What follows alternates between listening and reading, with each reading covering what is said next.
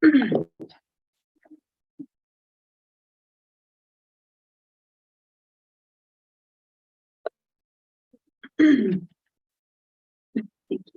what was the rationale for the 2 emails? The package gets too big. Okay, There's lots of 29 months, and max is 30. We have to cut them in half.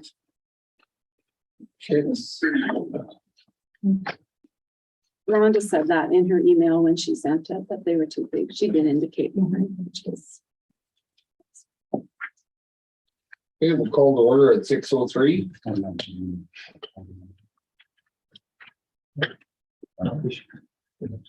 Additions to the agenda, let's see, we have a couple. Yeah, Mr. Mayor, the only formal addition to the agenda is 9.9, deputy mayor appointment. Okay. And I know Mrs. Cooper will speak here shortly, but the mayor and I have a bit of a plan, so. Yes. But that's the only formal amendment to the agenda is 9.9, the deputy mayor appointment. Yes, Ratty. It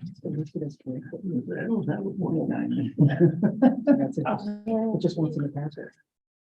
They need to get expired. They do expire after a period of time.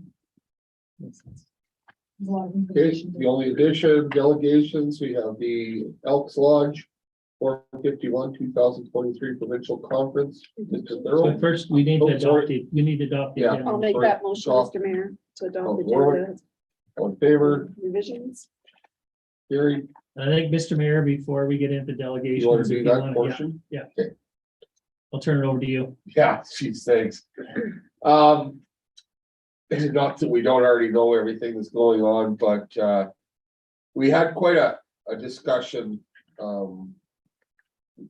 Mr. Nell and myself, about whether to proceed tonight, to postpone it, what to do, what the right thing to do, and with Councillor Campion passing on, and his degree of commitment to council and how proud he was of only missing 1 meeting in the past time frame. We felt that it was very important that we go ahead tonight because that's what he would have wanted us to do. We discussed lots of different ideas and things, and so the first one on the agenda for us was to have a moment of silence in honor of Ross. So we'll do that now.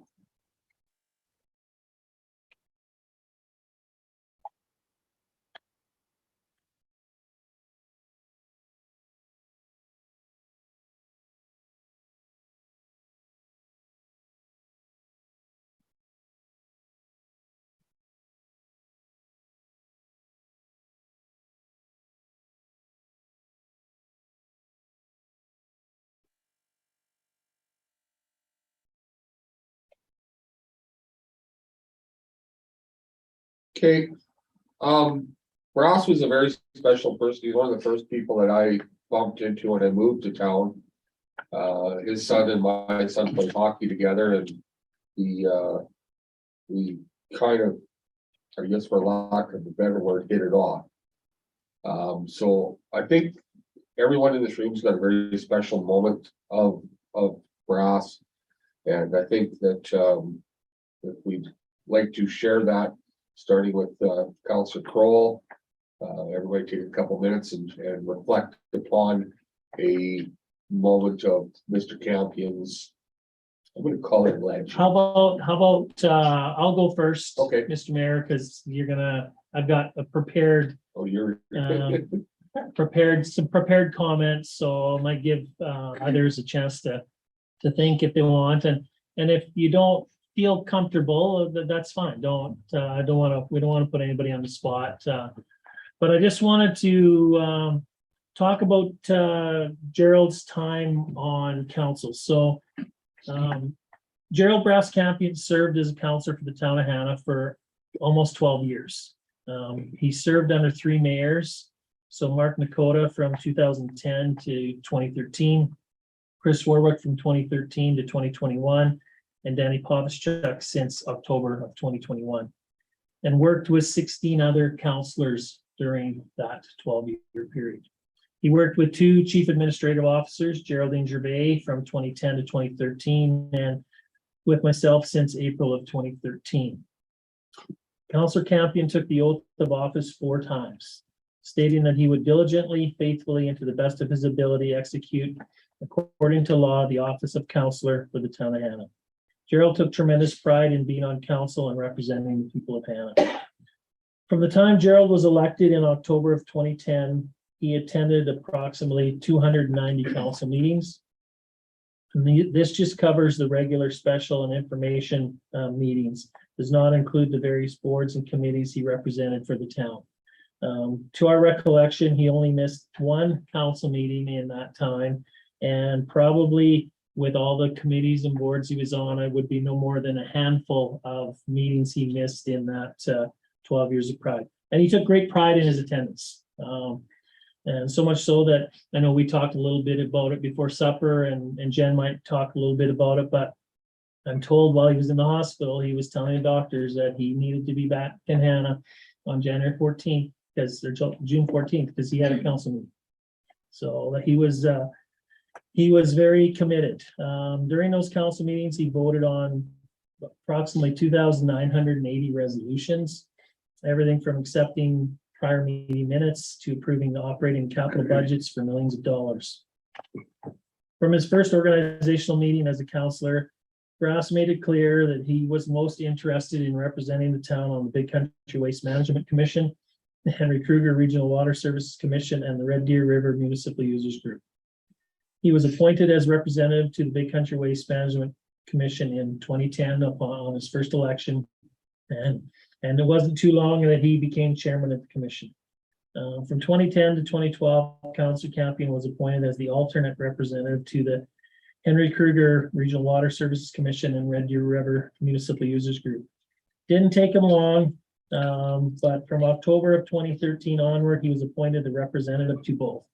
And like the Waste Commission, became chairman of the Water Services Commission and part of the executive committee of the Red Deer River Group.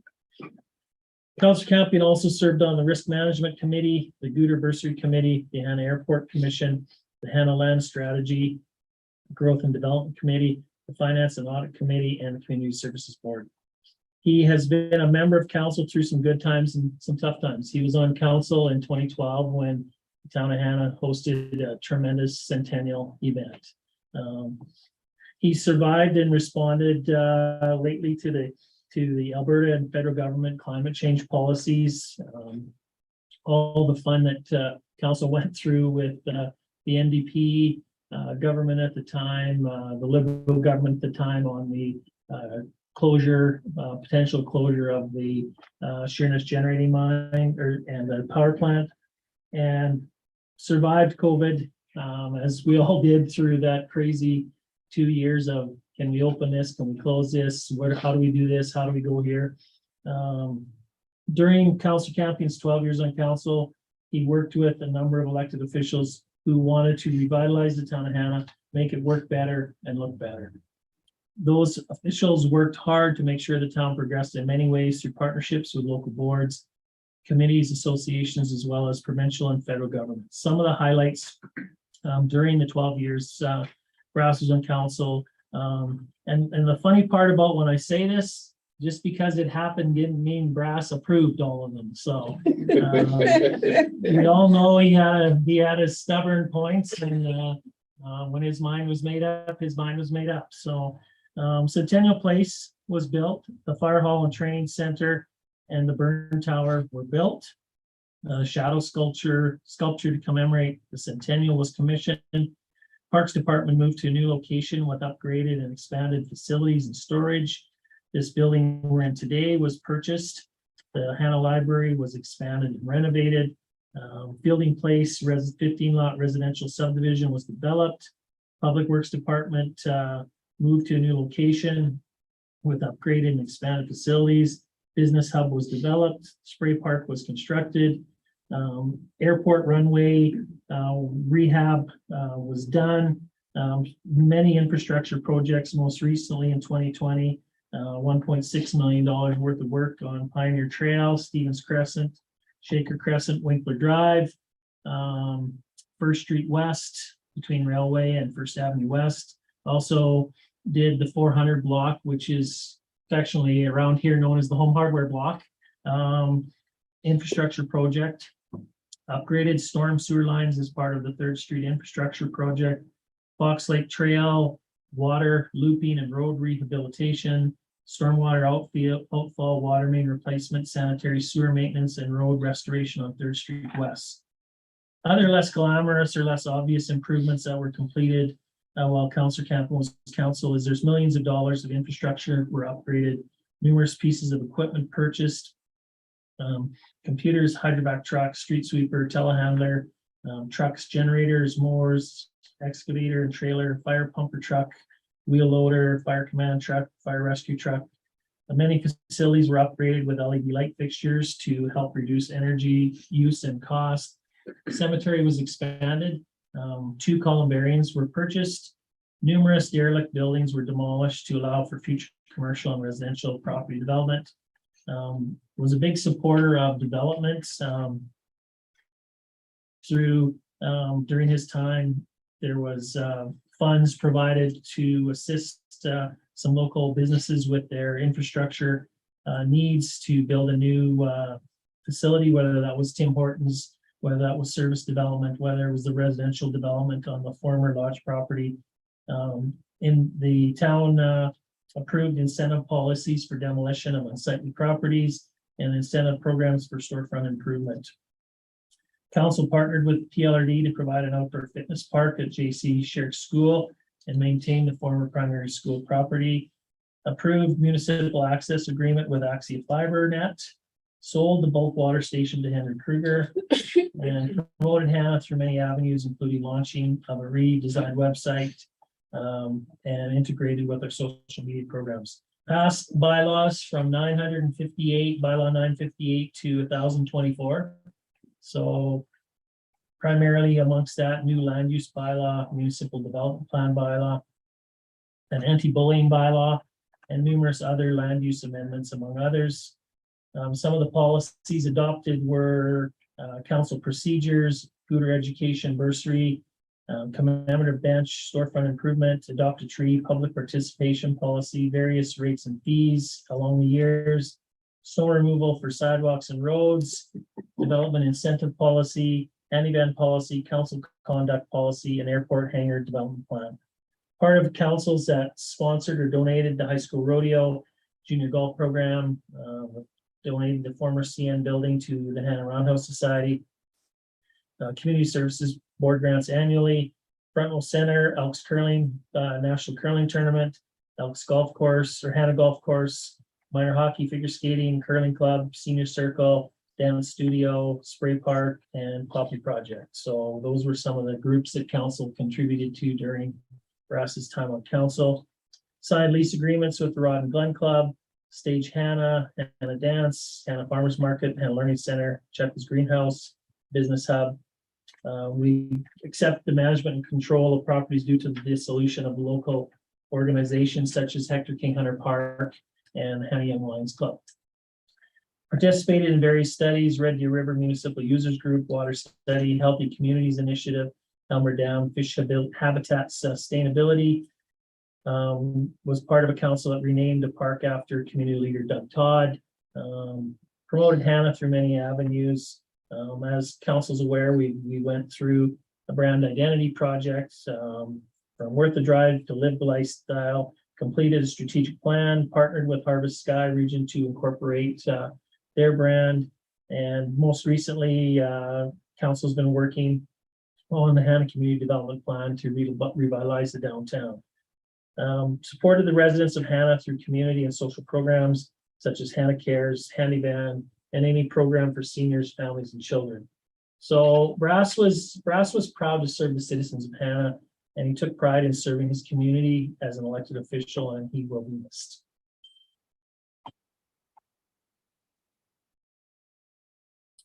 I'm done.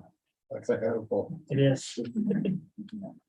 sometimes you don't think you're getting much accomplished, but when you look back, you're surprised. So I just wanted to share that, a little bit of what happened when he was on council, and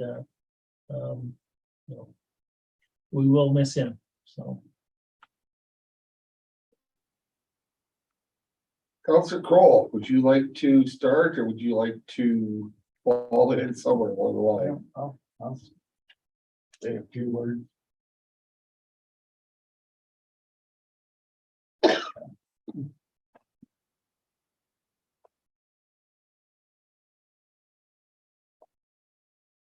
I didn't know Brass was as sick as he was, I mean. If I'd known that, I would have, I supported him anyways, but I mean, and it hit me hard. And like Kim said, he's going to be missed. He was a very loyal guy to the town of Hanna. And as a friend, you couldn't be, he was most kindest, generous, he had an awful big heart. Like, I mean, he was a super friend. You couldn't, if he had anything, you asked him for it, or if you said, I need this. If he didn't have it, he got it, he was, and I spent a lot of time with Brass. Yeah. I'm sorry. That's fine, Brad.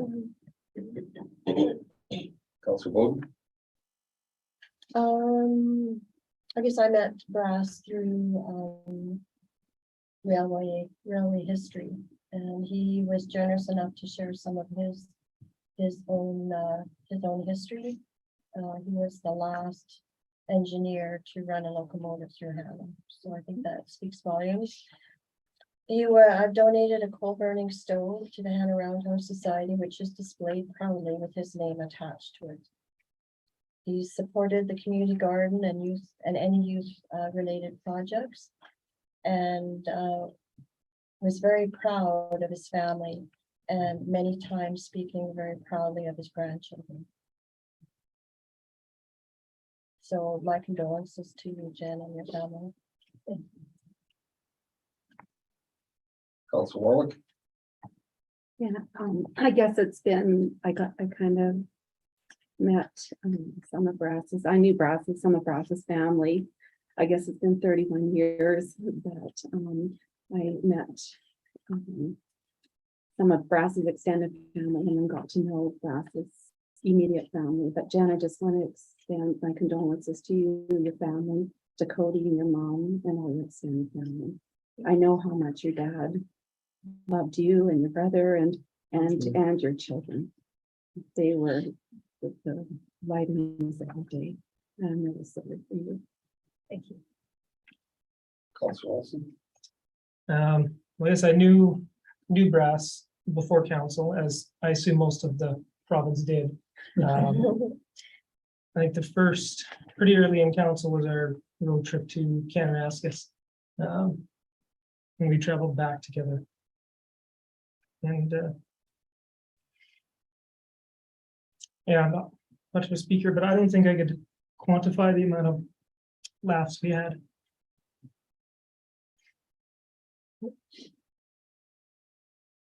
Yeah, I think that's all I can do.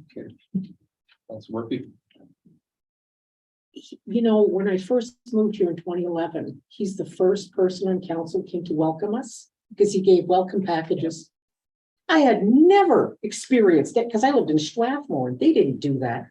He shows up and he reminded me of Ralph Klein. He was loud, but funny, and he hugged everybody, and he's the best. And ever since then, he's done so much for people, and I sat beside him. I'm going to miss him.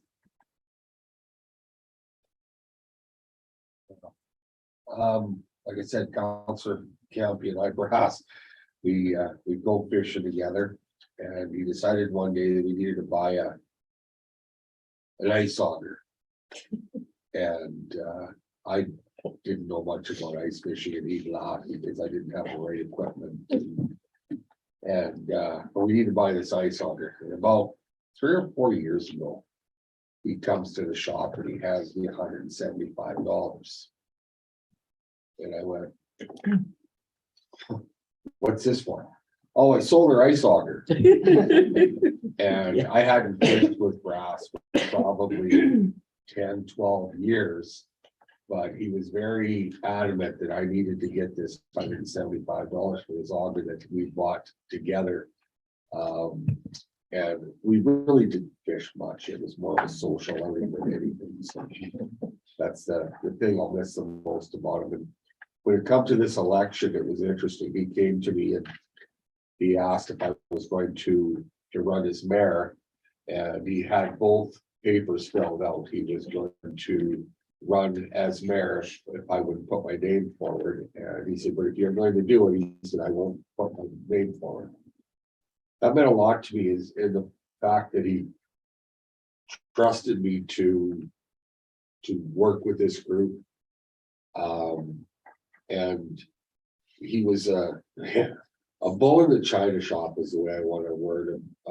Maybe not the same warm fuzzies as everybody else, but if he had an agenda, it was really tough to shake him off of that agenda, but it was right or wrong. It was his agenda.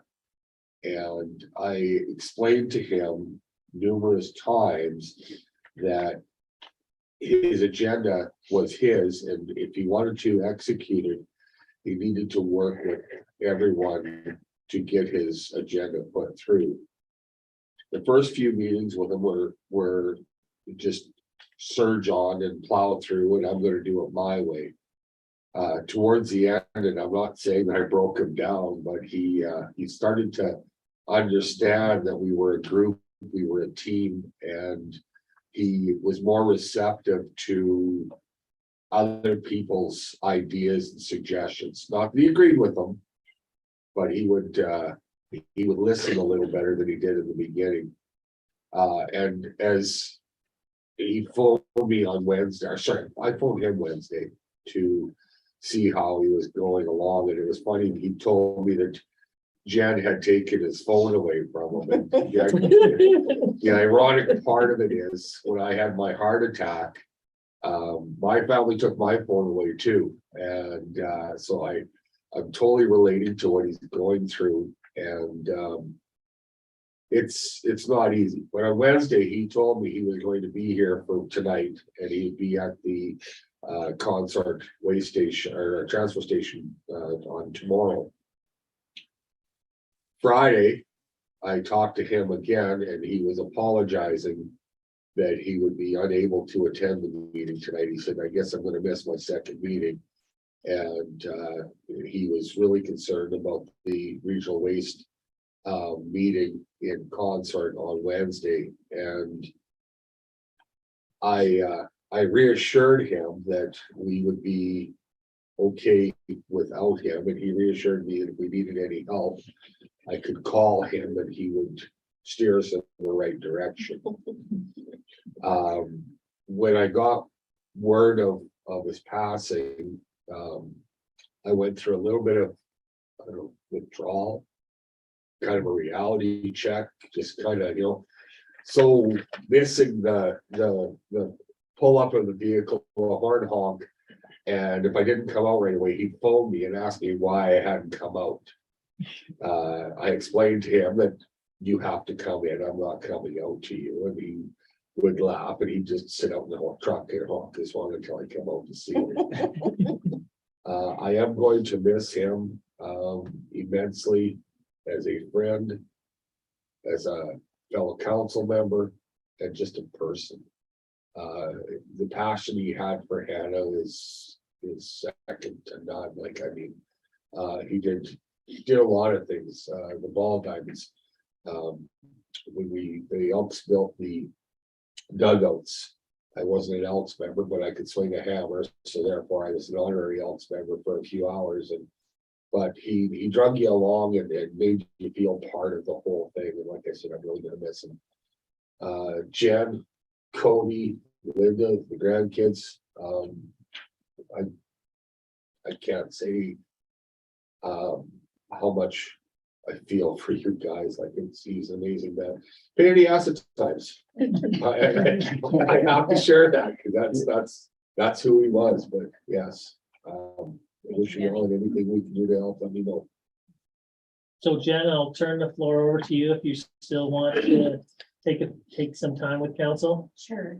You can sit at the table, you can stand at the podium, you can sit at that chair wherever you're most comfortable. Whatever you, No, whatever you how about I want. just stand if that's okay. First of all, Kim, this is the second time now in 2 days you've kind of thrown me under. You didn't tell me about this part of me, and that they were all gonna say about that. Well, that was kind of, So- I'm gonna throw the mayor under the bus a But, little bit, that was a little of his admin, so. I really appreciate that. I do have something I want to say, but I just would like to address you first, based on some of the things you said. Kim, I can't even, mine isn't as long as everything that when you put it all together, my dad really did do a lot over the last almost 12 years of being on council, and he enjoyed every minute of those meetings, and he enjoyed. Well, every I'd question you. on that. I know there's probably a few minutes there sometimes that he didn't really enjoy. There's a couple that kind of frustrate him, and yes, Danny, he's stubborn, let me tell you. Oh. The one thing he's probably passed on to his daughter is that stubbornness. But he really did enjoy his time on council, and I didn't, listening to everything that we've been part of over those many years. That's a lot. That's a lot. And he was proud of all the accomplishments, and Sandra, you were right. He would do anything for kids. Before my kids came along, but especially when my kids came along, he was in the school doing breakfast. He would do anything for organizations that my daughters belong to. One time I was at a hockey tournament, Hanna, watching just the tournament. Well, do they have any 50-50s? Make sure you buy me a whole arm's length. And every time I went there, I had to buy tickets for Dad, or he'd go just to buy some. And then just because it was important for him to support the kids in the community. And that was always really close to his heart. So you're right. Danny, you are absolutely right about, so Dad, I'll just maybe briefly go through this. I don't know. I wasn't planning on talking about this part, but Dad got sick and he wound up going to the hospital in Hanna, as I'm sure you know. He was up here for about 10 days or so, give or take. And then he assured me that it was okay for me to leave town for one day to go pay my respects to our cousin who had passed away. He was doing better. He was doing a lot better. I'd gained his strength back. And when he was in the Hanna hospital, he just kept saying, I got a council meeting on the 14th and I got to be in concert on the 15th. And that's all I heard every single day. And, it was his focus, and he had a focus. He always had a focus, and he just needed to be there. And I did take his phone away the first few days when he was in Hanna, because I felt it was important for him to rest and just get better. And he didn't need the distraction, and he didn't need, I did finally give it back to him, because I was up there one day and I said, is there anything else you need? As I spent a lot of time with my dad when he was sick and when he wasn't. And I was up there at the hospital, and he said, yeah, I need one thing. And on this piece of paper was the word phone. And I looked at it and said, one. I'm like, you're right, Dad. You are number one to me. And he just shook his head.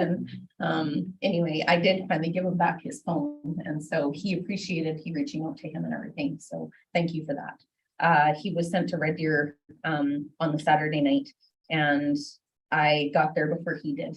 I made sure I was there, and I was with him almost every minute. It was some long days. He was good the first day he got there. He was having a tough time, and then he had a couple of good days, and then a rough one and another good one. And it just seemed like he kept saying, even up until the Thursday, that he had to be here.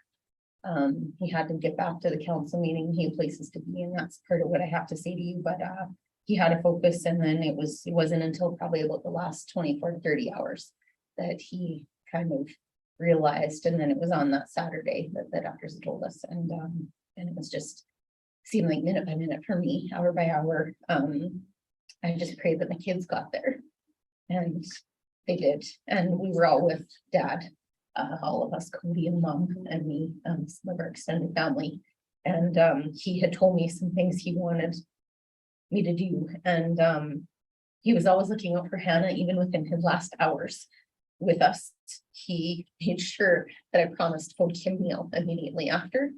I didn't call Kim till the next morning because I needed time. I had just lost my best friend, the man I talked to every day of my life. So I needed time before I called you and asked you to let everybody know. And that was just what I did. I'm working on everything I can to make Dad's requests. One of his requests was to be at the June 14th meeting. So Brass is here. He's here. And he's at the June 14th meeting in spirit. So with that being said, I do have something I'd like to read to you. If that's okay, I won't take up much of your time. No, don't, take your time. Good evening, Mayor Pavischuk, Hanna Town Councilors, Town Office Administration, and staff. I've attended this meeting to honor my father, Gerald Brass Campion. It was very important for my dad to be at this meeting tonight.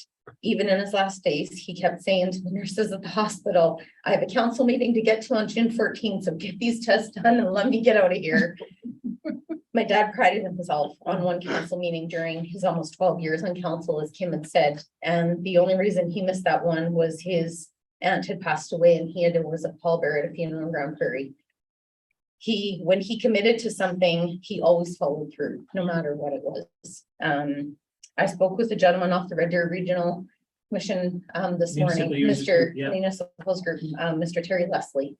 And he said he always appreciated how most people come to meetings and they may not read the information, but your dad was always prepared. He always knew everything. He listened and he said what he had to say. And they really appreciated the fact that Dad did that on numerous committees. And just talking to different people that he's worked with on different committees around the province, it's brought me some comfort knowing all the great things my dad has done, hearing them talk the pride they have for him.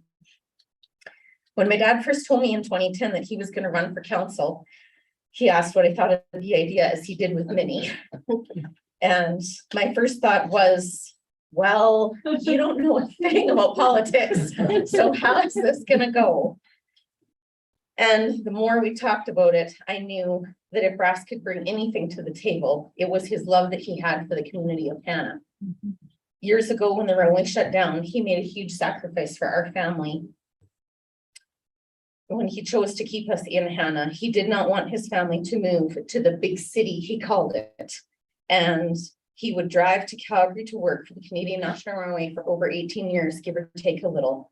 I was really happy that he made that decision, as I was 12 at the time, and I didn't want to leave my rural town of Hanna, Alberta. Brass was so proud to call Hanna his home for his life.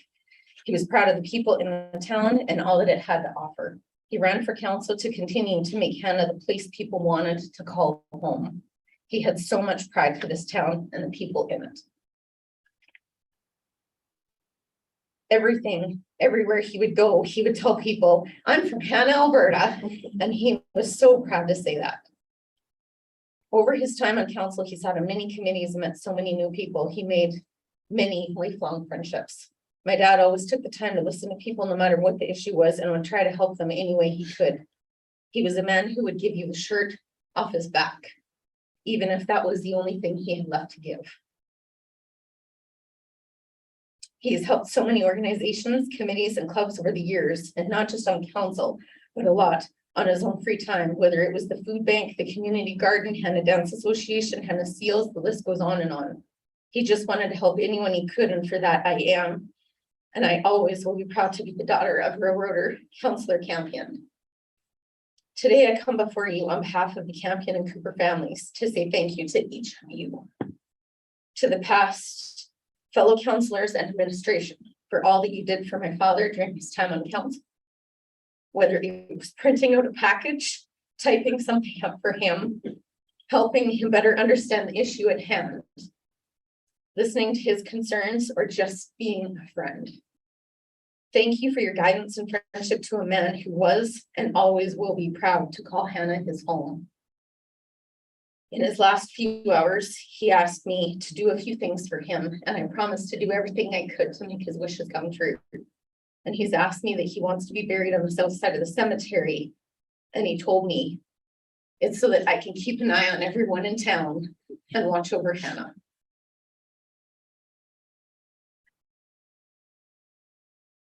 Thank you for allowing me to attend this meeting in honor of my dad, Brass. To give my gratitude for all the memories and all the time you have spent with him over the last almost 12 years. He is here in spirit. We are forever grateful. Champion and government. So thank you. Thank you, Jen. Thanks, Jen. He is definitely here because that's why the internet's not working. I get a giggle because I am so computer illiterate. He'd be sitting there struggling trying to get it. Maury, come give me a hand over here. I'm giggling to myself. And here I am tonight. Maury, come give me a hand over here. And I'm thinking, Ross, you finally got me again. So He unplugged something. he did something somewhere. So yeah, no, he could be missed usually. Thanks, Jen. Like I said, if there's anything we can do, just ask. Absolutely. I just appreciate you allowing me to come and Oh. to do that for Dad. It was important that he be here and know that he is here. And Well, we were also like, I phoned Kim and I said, like, what's protocol? Like, do we have the meeting? Do we postpone the meeting? And then I took a deep breath and I said, well, your dad wanted the meeting. Like, Yeah. this was important to do this. he wanted the meeting, so Yeah. thank you for carrying on and doing that. Can I share just a Yeah, please quick do. story? I know that this is going on, but I feel like I need to share this. So I would do little odd jobs for Brass, and I have a Brass folder on my home computer and a Brass folder on my work computer. So whether it was finding a map of how to get to a meeting in Red Deer or typing a document for the Centennial book or a letter, whatever, he was always very gracious, but he always needed a printed copy. And for those that aren't aware, my office is on this side of the building and our main printer copier is on that side of the building. And there's one midway, about halfway into the building.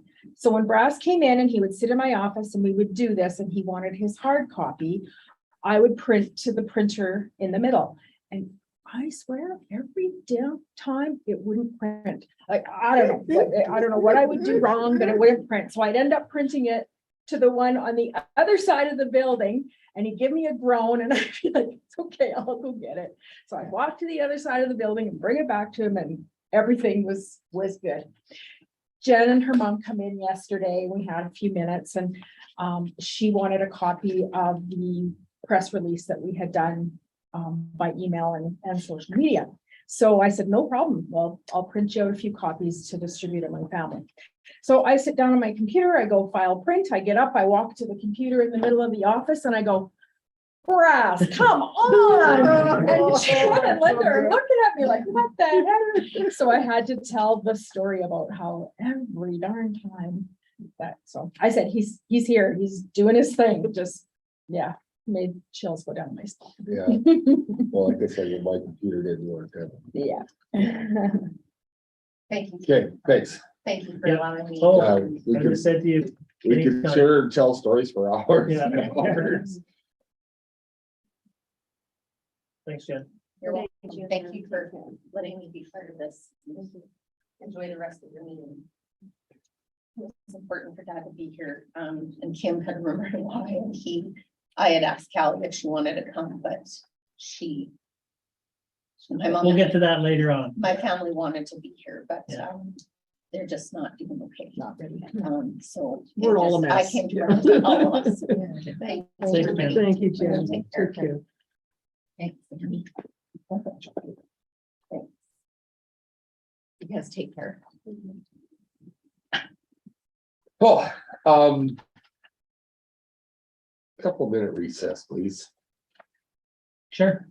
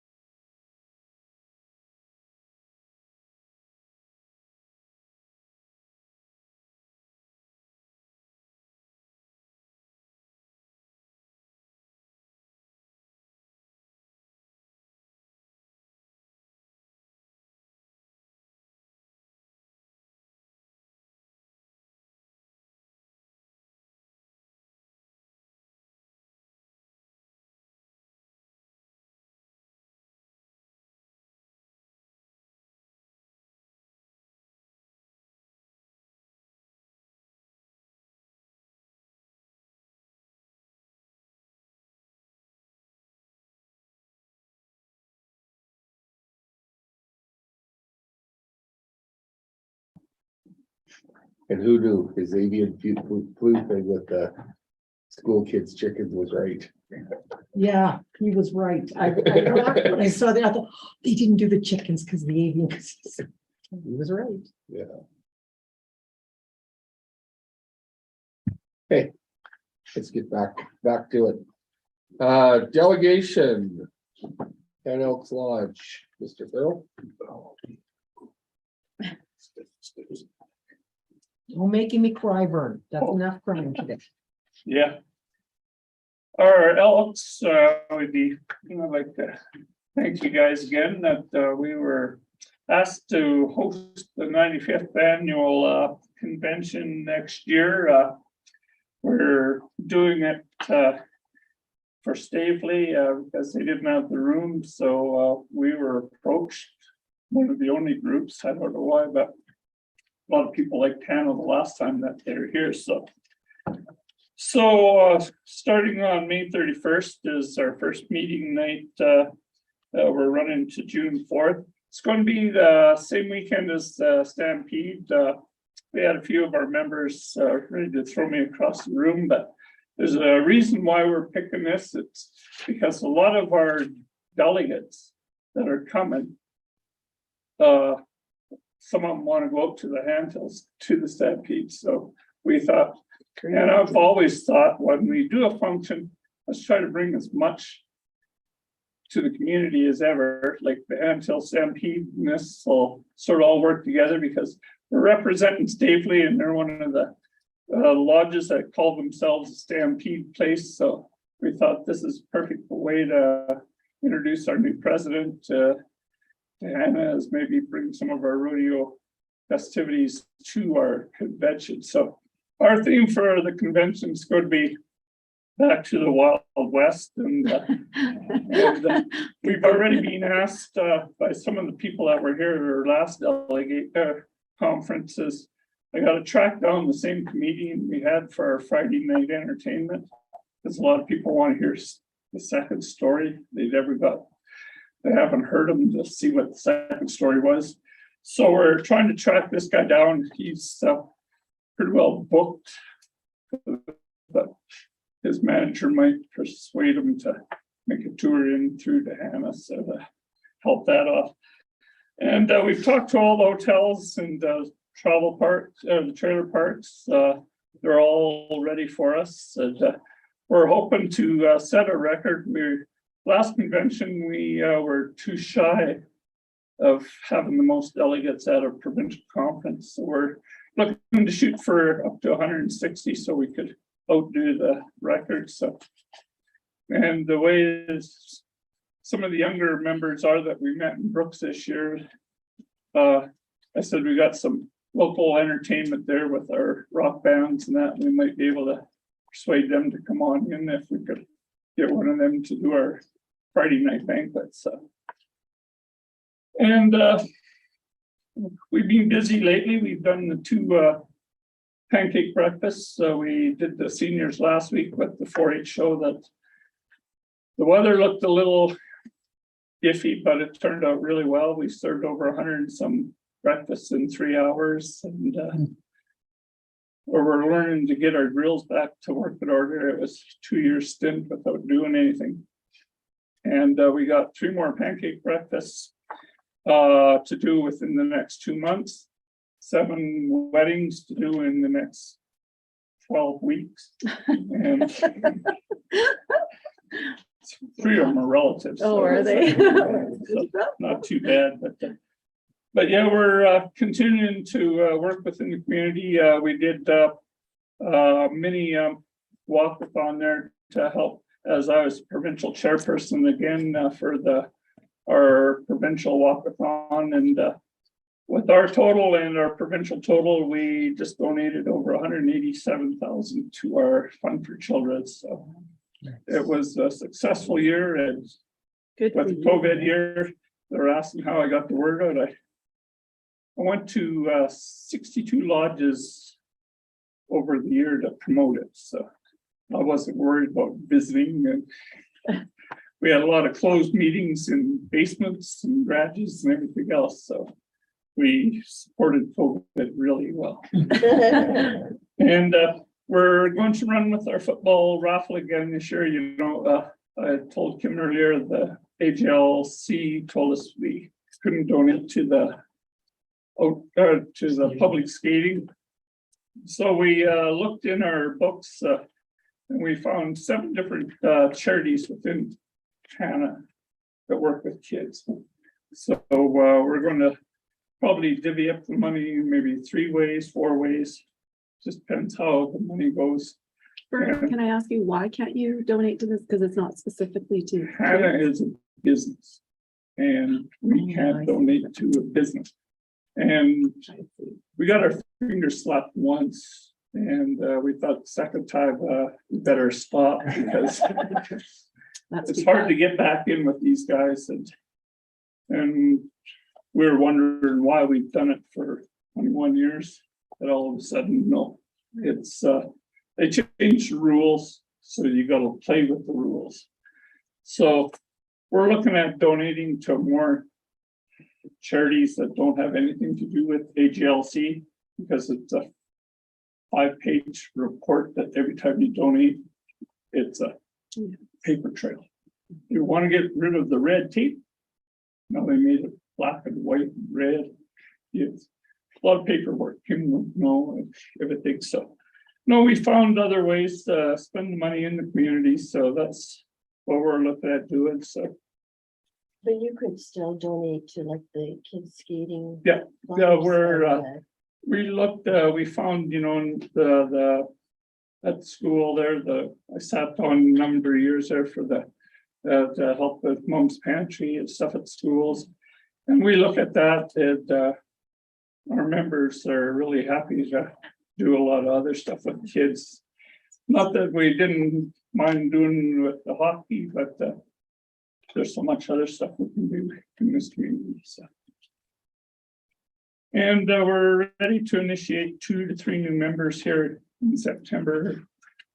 And so yeah, some of the new people in town and getting the word out. Some of them were at our breakfast and stuff. I'd like to thank Sandra for helping at the last function. So. I know it was a little busy, but we had a lot of other family going on with funerals too. So, and that's about it. Any questions for Mr. Farrell? Just thank you for the support that you give Hannah and community over the years. Your organization is astounding. And when 60 years now. I mean, it's spread far and wide. Every time I look around, you know, you're part of something or, you know, contributing to something. Thank you for that. And when I hear the dollars, I mean, that's astounding. No, it's we'll have a new total because Grand Lodge always sends us when we do a big function. Something that we like to, we don't do it enough is to let people know how much we've contributed to this community, but it's amazing. When you sit down there and it's over $1 million. And people, how do you do that? It's a lot of hard work and dedication. I think there's even non-traditional ways that you've supported over the years. I think of my own daughter in high school rodeo needed sponsorship and coming to you guys and you were able to help her out in that capacity too. And our major function is to help kids. That's what we do. It's when we got the Tabs for Tot, that's a program that we're still running and we're one of the first hospitals to get a $5,000 donation for the hospital at that time. And we thought that was pretty good, being one of the first ones. What I want to know is how do you print all those football tickets off and I never win? It's amazing. It is. The last book I bought actually had 2 blank pages in it. I figured out those 2, but the rest of them I was kind of wondering. You got to go to Brooks. I hate to say it, the last 2 have been one now is our new provincial president. She won the $300 last year. And the year before that was our secretary treasurer. Oh. One, but they are a great supporter of ours. But we support them by buying their tickets and not getting no checks in return. But, no, our group there, we've brought in, it's sort of a family tradition. I think I said, oh, I only got 11 more members of the family that are members to do the same thing year after year, so. And we found out that we're the second family with the largest. There's one in Stavely that's got 47 family members. Oh my God. Their lodge, Well, thank you very much. and he's becoming the new president. But that's how it is. Make small communities work. That is true. Thank you very much. Yeah. Thank you for. If we get a motion to thank Mr. Thurl for representing Hanna Elks Lodge 451. For the update on the lodge hosting the 2023 provincial conference, June 2023. And update the recent upcoming Elks events. You Motion. had two hands on here. Counselor Murphy's, all in favor? You have to yell. You Yeah. can hear you or You see can't you. see me, you can't hear me. You moved your arm up long enough. Well, I only start. She did, actually, I'm going down the road. Oh, okay. Obviously, we have no public presentation, correct? Well, unless Mr. Moore wants to. Mr. Moore, speak. did you have something to say? Just turn around. This is your opportunity to shine. Okay. Having done. Next on the agenda is our minutes meetings. Has everyone had a chance to review, critique, and so on and so forth? Hearing no errors or omissions, motion for the regular meeting of council held May 10th, adopted as presented. Council Olson, all in favor? Carried. Motion for the minutes of the information meeting held on May 25th, 2022, adopted as presented.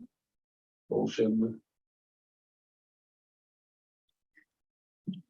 Can I make a motion? Council Olson, all in favor? Carried.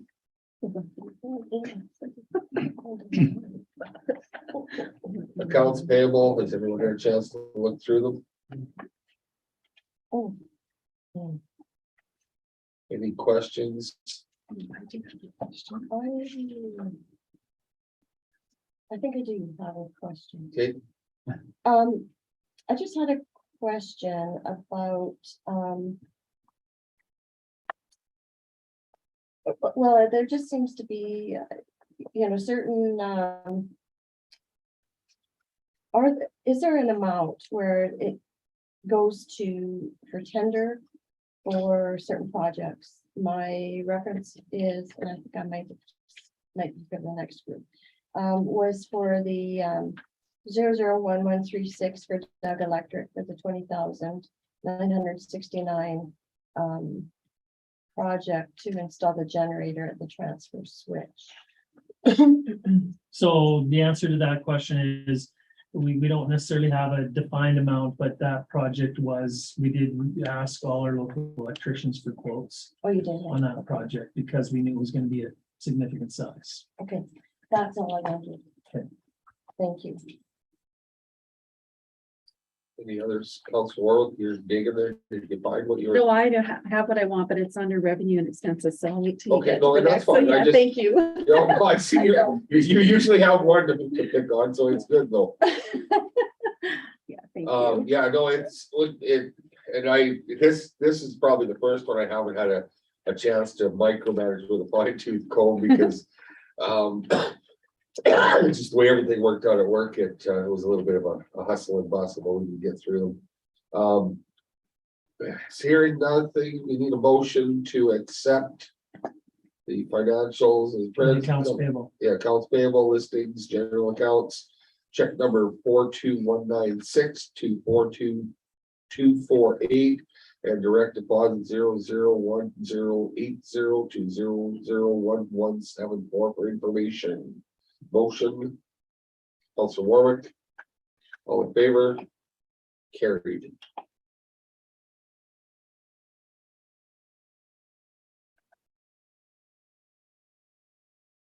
Statement of revenue. Everybody had a chance to, Well, I made a mistake. well, no, I'm sorry, I was just, actually, maybe it was under. Well, wow, it's account good payable. here. I have, the 001126. I guess I was looking at the wrong one. We had, a budget, an item there. It's not a substantial amount, but I guess, my question to that particular one was planting supplies. Is this a local business or is this private? To the individual, I put that sheet away. So what number was it? So I apologize. What Kim, number? 1126. Yeah, 001126. That's a Drum Valley one. To Lynn Peters. To Lynn Peters. So Lynn is one of our employees. So she works for the town in the summertime, in our parks department. So she purchased some supplies somewhere and that was a reimbursement to her for the supplies she purchased, but, Okay. yeah. Oh, I didn't realize this was an employee. Actually, Yeah. on that note, actually, there was a purchase, Lynn had made a purchase in Drumheller, and I made a reference to it as to whether it could be purchased locally, and, so, yeah, I did look Okay. at that as well, so. Okay, I just had thank you for clarifying. I actually did not know that Lynn, I guess I don't know all our employees. Well, she's I didn't know a seasonal parks. She's the lady, more affectionately known as the one who takes care of Hector King Hunter Park. Okay.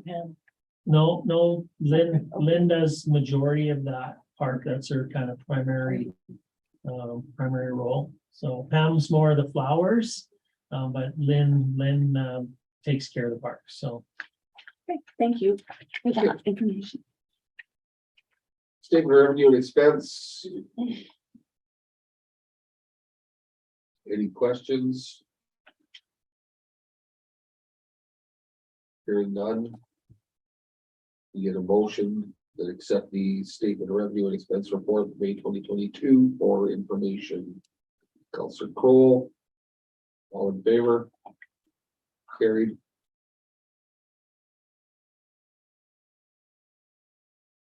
Budget overview.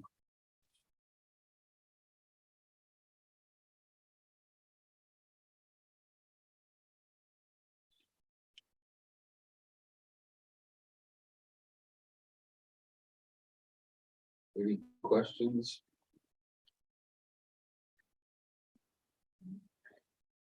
Mr. Neal, do you have anything to add? No, Okay, no, I just, yeah, no, nothing. you to add. kind of give me that look and I'm like, No. okay, did I miss something? No, I was just looking to see if anybody had any questions. Yeah, so. no, I'm always waiting for the day he changes a number in there to see if we'll find it, Oh. and we'll never find it. motion for council to accept the budget overview for the May 2022 information. Council Murphy. All in favor? Councilor Kroll, all in favor? Carried. Committee reports. Community services. Who was the alternate on that, Kim? We don't have one, Okay, at this point, Mr. Mayor. Okay. They don't have a meeting scheduled till September, so. Okay.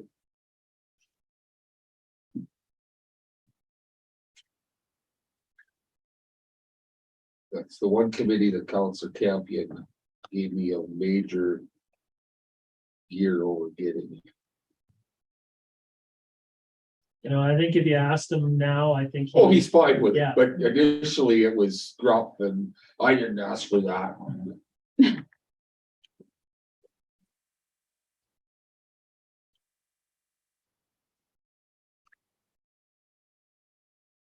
You want to do them one at a time or just, We can accept them, we can accept the whole, both the Okay. Community Services Board and the Municipal Planning Commission, if Okay. there's no questions. MPC, everybody have a chance to go through it? Councilor Olson, anything to add? Nope. Motion to accept the following committee reports for information, community services board, May 16th. And municipal planning on May 24th. Motion sent out. All in favor? Carried. Senior administrative official reports, CAO, Mr. Dill. Thank you, Mr. Mayor. Don't know if there's a ton to add. Am a little concerned about the seniors amenity zone project. We have extended the deadline to bid till the 24th, so we're hoping we might get some more interest on APC for that project, so. Very little interest as far as. Yes, yeah, and I don't know, we've never done a large landscaping project like this, so. But yeah, so we've extended the deadline to the 24th, so we'll see if we get any more interest in any more bids that come in by that date, so. Have we had any bids? Well, the bids weren't till, the original deadline was this Friday, the Yeah. 17th, so But it's just nothing that there yet. hasn't been a lot of people pick up the Package? package off the website, and we did have a bid meeting last week. That was part of the package, and there was only one company that was attending the meeting, and they were not a general contractor, they were a site furnishing supplier. So they were there looking to see who might be looking to Who put they a need to general squeeze. contract in so that they could try and sell their product to them, so. Is it usually useful to invite some vendors and tender it out, or? Well, APC is generally pretty good. Any company that's doing large projects or big projects, they are members of APC, and they will be checking that website, daily for new business opportunities. So generally, that's the, I guess, the trade website for most, The that most Kijiji. people use, so I don't know whether it's timing of the year, whether, I know a lot of places haven't been able to gear back up to take a lot of projects on, so I don't know what it is at this point, so. I know there's a lot of people struggling to get people, Yeah. like companies struggling to get people. That's a huge challenge right now. There was, when I was at my Acadia Foundation meeting, they're looking at bids to build an entire building. Yeah. And the quotes are good for 45 minutes. So if you don't sign off in 45 minutes, that quote is no longer legal. I have never heard of that before. Mine are 30 days, theirs are now 45 minutes. So people aren't, it's a weird world right now. Yeah. So I just wanted to touch base on that and a little bit on the signage project. So there is some attachments here in your project. So they have basically come up with a new concept on the entrance sign. Just wondering if there's any council has any issues, any concerns, any want to discuss that. And they do have some estimates on their signage. So the next step is refining this. I think, and the other step is Mark has a meeting with the representatives from Prairie's Can, or formerly Western Economic Diversification, where the grant funding was coming from. And we want to confirm before we go down the road too far and make any commitments in terms of the fact that they are going to let us reallocate this money from a different projects that they had under expended. So we want to get some confirmation on that before we go too far. But I was interested to see what your thoughts were of the redrafted entrance sign. Anybody has any comments on it? I've actually done some thinking. When did we go away from the goose? Well, we've gone away from the goose. A long time ago, Well, but I not, just, not necessarily a long time ago. The goose was part of the logo in Worth the Drive. yeah, So I guess that would have been when we went to Live the Lifestyle and the H, so that's probably 20. no, I just, when I was, It's not getting rid of the goose. no, it's not, it's just not a focal.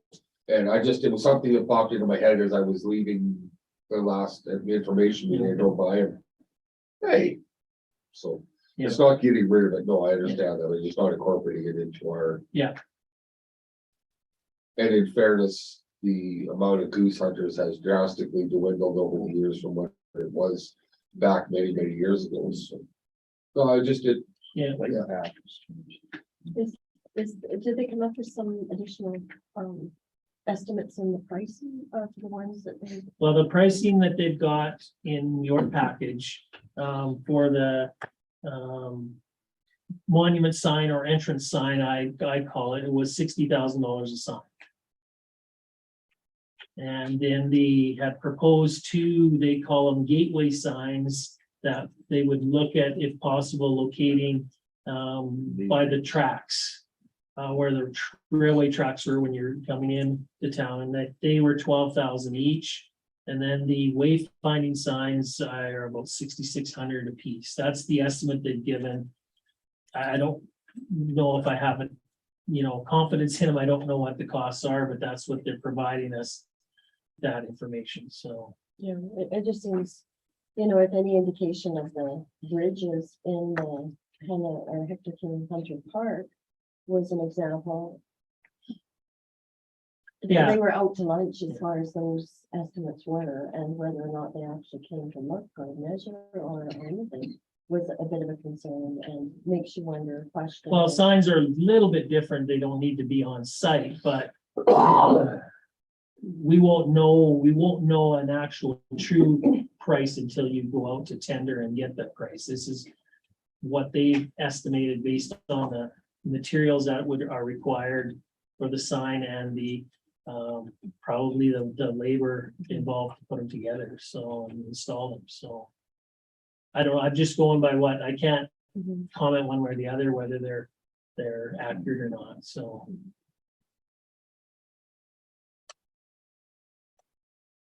any feedback on those?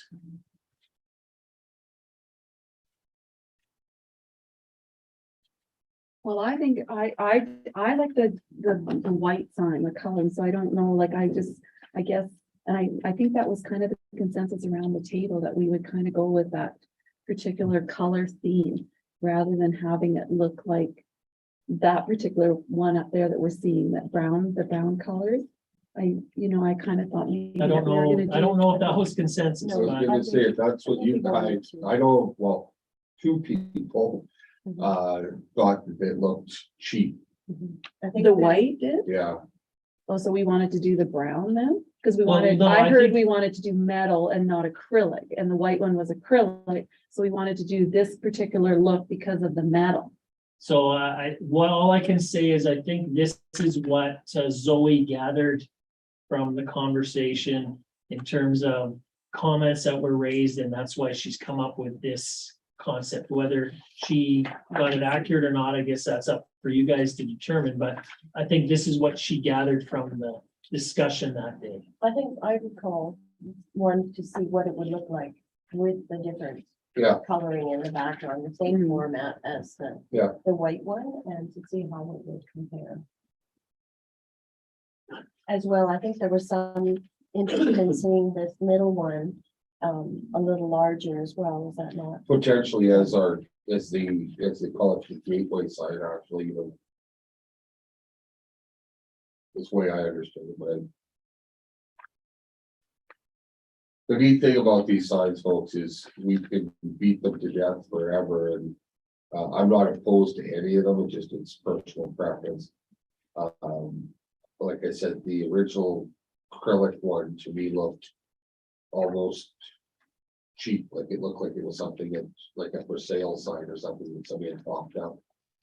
That'd be great, because then we could be really noticeable. Anyway. Yeah, So if you have any feedback or you have any comments, let me know. We certainly, before we go out to tender, we need to, delineate that that's the direction you want to go, but at this point, I'm the not- new one with the backlit, I think would look sharp, like the new concept that they, for nighttime, obviously, I mean. Again, that'll be a challenge that we'll have to cross as far as getting power to these lights. But I think in their quote, if I remember correctly, they have solar. They have a Capabilities. solar light and solar Yeah, equipment needed to provide that, so. But again, they'll come down to whether, a lot of it'll come down to priority wise, whether Western Economic Diversification will reallocate these dollars. Mark thinks they will, but we don't have anything definite from them. I think in his original grant application, original funding, there was, I think, $50,000 that was allocated for signage, but he was trying to get that changed and reallocated because they had additional dollars that they hadn't spent on other projects, so he was trying to get it reallocated to this, so. So I just, yeah, if there's anything in the meantime, let me know. The other thing I just wanted to touch base with, I know that it's front and center with council is just, and I know I had an email from the mayor today about by-election status and where that's at. So according to the MGA, based on the timing of the vacancy is what they refer to, because it can be a resignation, it can be any other reasons that you have the vacancy, that we have, because of our time frame being fairly new into the term, we are required to hold a by-election. It's not an option to not have one. We have a requirement to have the election within 120 days of the vacancy occurring. So I think technically that's October 8th or October 9th, somewhere in there. So just, we've been doing some forecasting in the office. So what our plan is we will bring a plan to the July 12th council meeting in terms of how we see it moving forward. Tentatively, we're kind of looking at the election to be held kind of either late September, very early October. And so we have to have nomination day 28 days prior to that, and before nomination day, we have a requirement. It's not a big requirement, but it has to be advertised in a local paper for a minimum of 2 weeks. So we were thinking if council approved the plan on July 12th, we would probably be advertising the nomination deadline would be sometime around the end of August, and the election would be probably around the end of September. So, but we'll bring those details to you at the next meeting to approve before we move forward. So, but that's kind of the promise. There will be a by-election. If anyone's asking you questions, there will be a by-election. It has to be held before the first part of October. Does that individual have to be sworn in by the 8th? I don't believe so. No, If I read I think what I read, it said the election has to be held within 120 days. Okay. So that's kind of the guideline. We thought that would be pretty close. We would be having I believe our organizational meeting it'd be the second Tuesday of October, so it would kind of fall right in line with the organizational meeting and committees and appointments and stuff. So we kind of thought that wasn't a bad time either. So yeah, that's what I have on that I wanted to share with council. Other than that, I don't think I have anything to add. I guess the only thing I'll add that's not in Kevin's report is on the weekend we had some vandalism at Hector King Hunter Park. So we had some, we're assuming it's youth, don't know for sure, but bust the windows in that building and went inside and made a mess and busted some things. We don't have anything of any value or anything in there, but so we filed the police report, and we'll see where that goes. So disappointing, but it happens. So, and I'm available if there's any questions that council may have on any of those reports. Mr. Mayor, I just have a question on the number 4, the Village of Delia. I guess I'm just concerned about what that might look like. It looks like you have a meeting set up that you're going to be meeting with the village and discussing what may or may not be able to take place. But as a counselor here, I guess I would be concerned on what that looks like. Are we even in a position to have the staff, the support and the expense to afford to support Delia's, So let me back it up a step here. Okay. So when Delia's approached me, whether we think that we could work with them or contract services to them. I've basically said that is something that needs to be determined. I didn't want to just initially say to them, no, we're not interested, go deal with it yourself. We try to be good neighbors, see if there is something that will work for us and will work for them. Our meeting with their council next week is just going to be basically starting at ground level, saying, okay, what are you looking for? What are your expectations? How do you see this working? Mayor and I will take that in, and then we'll have to come back, and we'll have to, obviously, before we go down the road too far, we have to bring back a plan that council will support, as well as the village of Dealey will support. And I want to make it clear, we want to be a good neighbor, but we're not going to do it at the detriment of the town of Hanna. So if there are human resource needs that we need to fulfill this role, if we go down that road, there will be a cost to that, and we will be expecting a reimbursement of those costs. So we're not saying we've got more staff than what we need, and we got extra time and we're want to go help. We're probably going to have to bring in some sort of human resource. And again, the question that goes around in my mind is that out there? You know, are those people out there who we might be able to hire, who might be able to take on a role and be part of our organization, but support Delia. So, and they've got a gentleman there that's been filling in for over a year, who's got extensive municipal background. I think he doesn't necessarily want to be there. I think he likes doing the financial side for him, but he doesn't want to do the other stuff. And as I said, I think the last time I talked to them, they felt that they had a public works foreman lined up. So again, that takes that off the plate. So it's just an exploratory issue at this point in time. Like I said, the mayor, I said, I didn't want to just say to them immediately, no, we're not interested. Go on your own. We wanted to see if there was something there where we could help and it would be a benefit to them.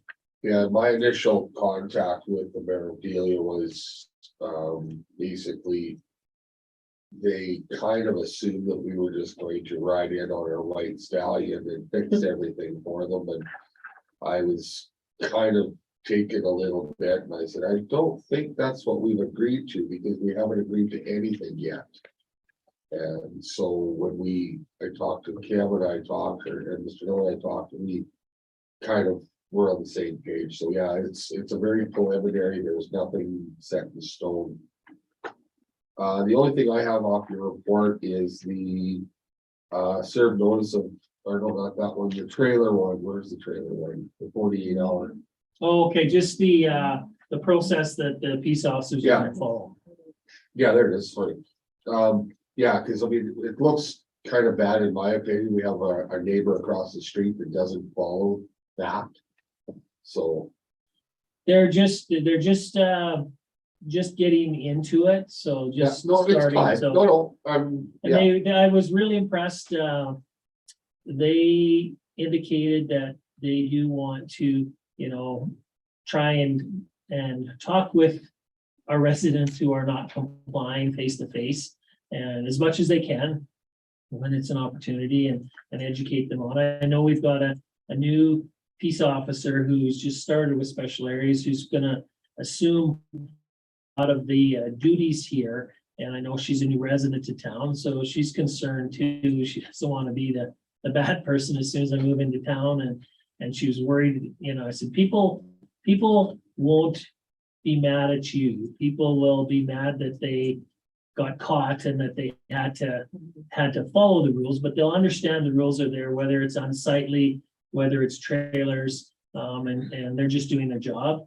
We did go around, spent a few hours with Tracy on Friday, kind of driving the streets, and she would point out, say, well, I think that one would be one I would knock on.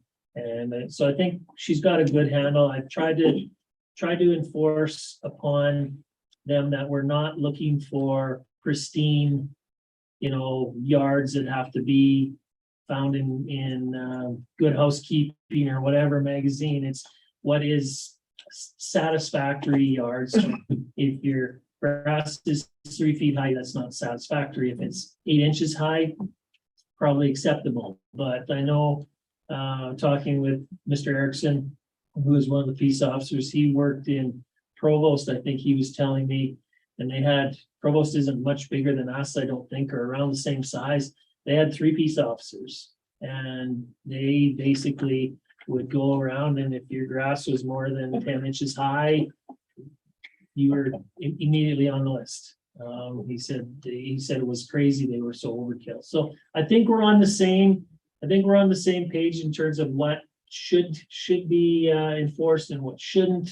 Again, it's subjective, so there are some gray areas, but they are moving forward in that direction, and I think it's as we do with this year, it's a trial, and we're going to learn as we move forward. But they seem I've enjoyed working with them, and I think that this will work. So One thing to add to Kevin's report, I had a phone call about our long-term rentals out at the Foxley campground by a local resident who was a little bit concerned that they may not be able to get their spot for the 8 to 10 days a year that they rent.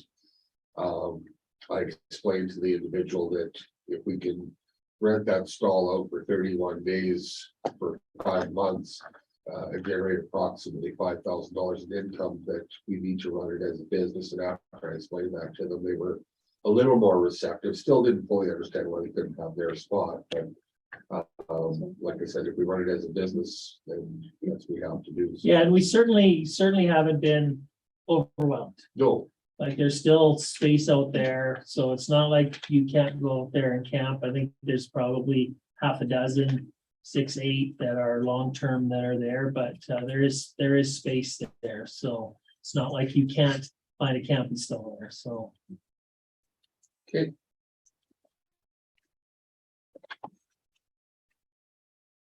Any other questions?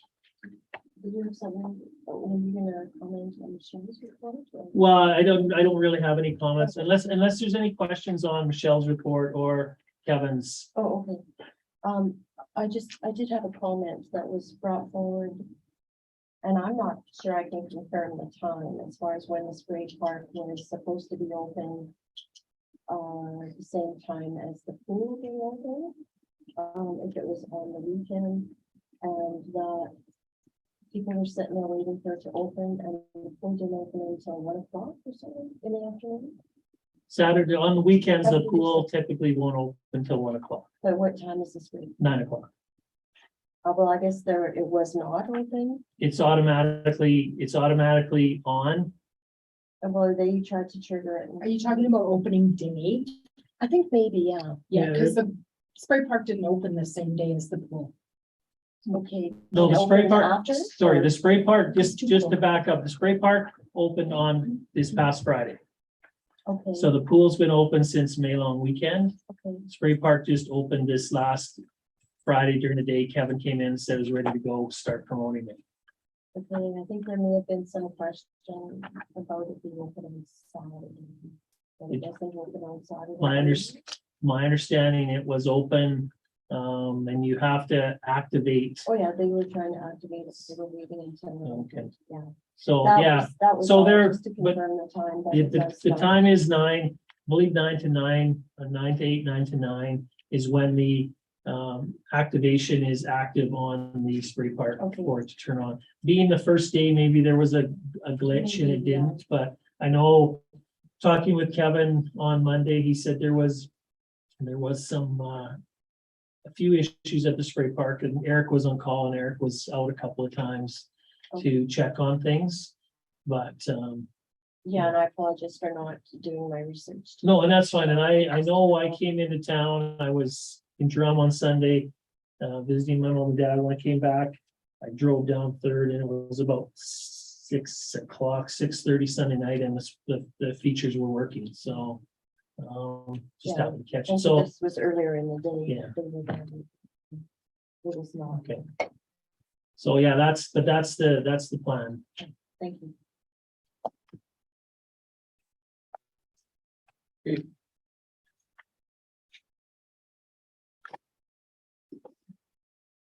Also, Lori did not have a report. She was on. I don't have a written report, no, but I will, let just following council my agenda. your agenda.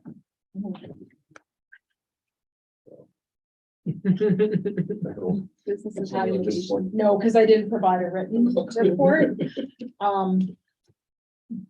Been pretty busy with the summer programs gearing up, the students hired and the pool registration for swimming lessons seems to be going well and smooth, and now Epic Adventures and as it was reported in Michelle's report, she's got a few other programs happening. You'll see this week that Drive Happiness is accepting applications for riders, and so we'll be doing some promo around that. But I did want to let you know that we have approved an application for the storefront improvement incentive from Takebri. That's how you pronounce that. I apologize if it isn't. It is to Cambridge, you got it, perfect. Oh, good. Yeah, so I just like to keep council apprised of what's happening there. So that's in motion. We just wait now till she submits her receipts. Was there anything submitted for Netico? Or was that not considered as far as storefront? With the siding of their side of their building? I haven't received an application from. We them did, this just so year. council's aware, though, we did fund Yeah. the storefront. The Terry improvement that Terry did a year or so ago. Yeah. So the repainting, the new Okay. awnings, the New one, awnings. so, I believe they got the max of that. yeah. Okay, thank you very much. And it's up to them to do the application. And I think that was maybe even one where we might have called Mr. Ducher and said, hey, you know, we have this program. Because I think Terry was more than willing to take it on himself, so. But yeah, no, we did fund their storefront improvement, I think a year or so ago. Thank you. Mr. Olson. Thanks, Mr. Mayor. I have nothing further to add to this. The There's any blind questions? paint, who thought you couldn't get paint? I mean, for the soccer fields, we couldn't get paint.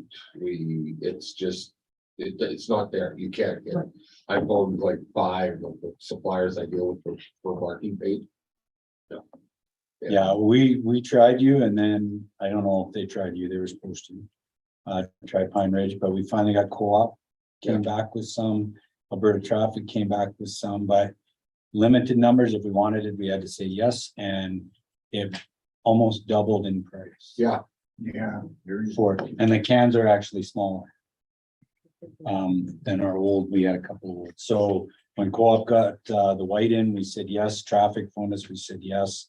And then WR Meadows phoned and said they had some, but we were at our quotas. yeah, it's unbelievable. The supply chain is just everything. If you can get it, you say yes. Yes, Well, it was interesting, I know, and I didn't really notice that. Pay much attention to it, but I know Chuck Stern was in last year in the office for something and working with Alberta Transportation, and we quite often we try and contract the line painting on the perimeter of town from MCON in this case. And Chuck said, we don't have any paint. He They said, don't. he said, we normally try, and I can't remember what percent I used. I think whether he said we normally try to repaint 50% of our highways. And we're gonna be able to do 10% of that 50% because there was a worldwide North American shortage of paint, line paint, so. so I have reached out to them and asked if they're gonna have a crew, if we can, and they said we'll try, and Con's gonna keep us in this. Anything odd or unusual that. Councillor Bowden has a question. Those are custom. Sorry. I wonder, can I ask you to comment on something with the fire department? If I can, yep, Regarding the fire pit program competition? right. So Yeah, there is 5 guys that are going in on this weekend to the Guys, fire. is it all guys or? Jill. be careful Five what you members. say. 5 members, Jill is one of the members, are going into Fire Fit Challenge. It's Thursday, Friday, it's Spruce Meadow. They're gonna do individual. So Devin Booz is actually at football. But he paid for a ticket because he really wants to do it as our team. So he's flying home. He's gonna do the 2 competitions and then he's flying back. Wow. So they're going to do individual. So there's Jeremy Ness, Braden Volk, Jill Olson, Joe Van Dedlock, and Devin Booz. So they're gonna do individual on Friday, and then Saturday, they're going to do team. This is the first year that the Hanna Fire Department's had 5 members. So to make sure that everybody gets to go, they're gonna go 2 teams of 3, which will be new. I think Jovan might struggle. We'll go with that. But they're very excited and hopefully they don't get rained out, but that's happening this weekend. And it's huge. We, with Devin and Jeremy, Yeah, we might have a good shot. right. Don't get it. But- That's awesome. Yeah, no, they're very excited. They've been working very hard. They practice every Tuesday and the odd time on weekends. And so they're gonna give it a go. So is there a crew that's going to cheer them on? I will be there. I believe Bonnie cannot because of other commitment with the kids. I think there's about 4 other people. Dawn and Janine are gonna come in and watch it. I don't as think well. Caitlin's able to go either. No, Caitlin can't come in. Yeah. But it's a really good show, and if they don't get rained out, hopefully everything's. Yeah, we went a couple of years ago and to Spruce Meadows, and if you get an opportunity, it's amazing to watch because it is also not only the volunteer fire department that we have here competing, they're competing against full-time firefighters that do that as a living. And they're competitive. Oh, it's a tough So competition. it Yeah. is very, it's very amazing to go and watch. So kudos to our volunteer fire department and can you wish them our best? I will pass it And along. and congratulate them regardless. I will pass it along. Thank Thank you. you so much. That is fantastic. Wow, yeah, I'm surprised. I didn't know anything about it. Yeah, they've been doing it for about 5 years. Kevin Burgermeister was a big part of that. That is amazing. And some of our young kids are very into it, so it's good. Notice how you didn't include yourself in that. It's a lot of work. I'll be honest. I know it is, that's why, yeah, So, yeah, I'm proud of them too. yeah. Okay, no other questions? Can we get a motion to accept senior administrative official reports 8.01 to 8.03 presented for information? Councilor Bowden, Thank you. all in favor? Carried. Marigold, Would you like me to speak? Well, I think, Mr. If It's the, self-explanatory. well, if the mayor would put the motion on the Yeah, floor. you have to do that first. That's right. Then I'll. council accepts the, oh, sorry, wrong one. We don't know here. The mayor authorized, signed, revised, is that the one? No, the one before that, The one 9-1. I was there. and I Schedule clicked C. off it. We'll see first. Yeah. Next thing, so off that. Council authorized CAO to sign Schedule C of the agreement by between the parties comprising the Marigold Library System to take effect January 1st, 2023, which authorized the per capita contribution of $6.35 in 2023, $6.46 in 2024. Motion. Councilor Olson, all in favor?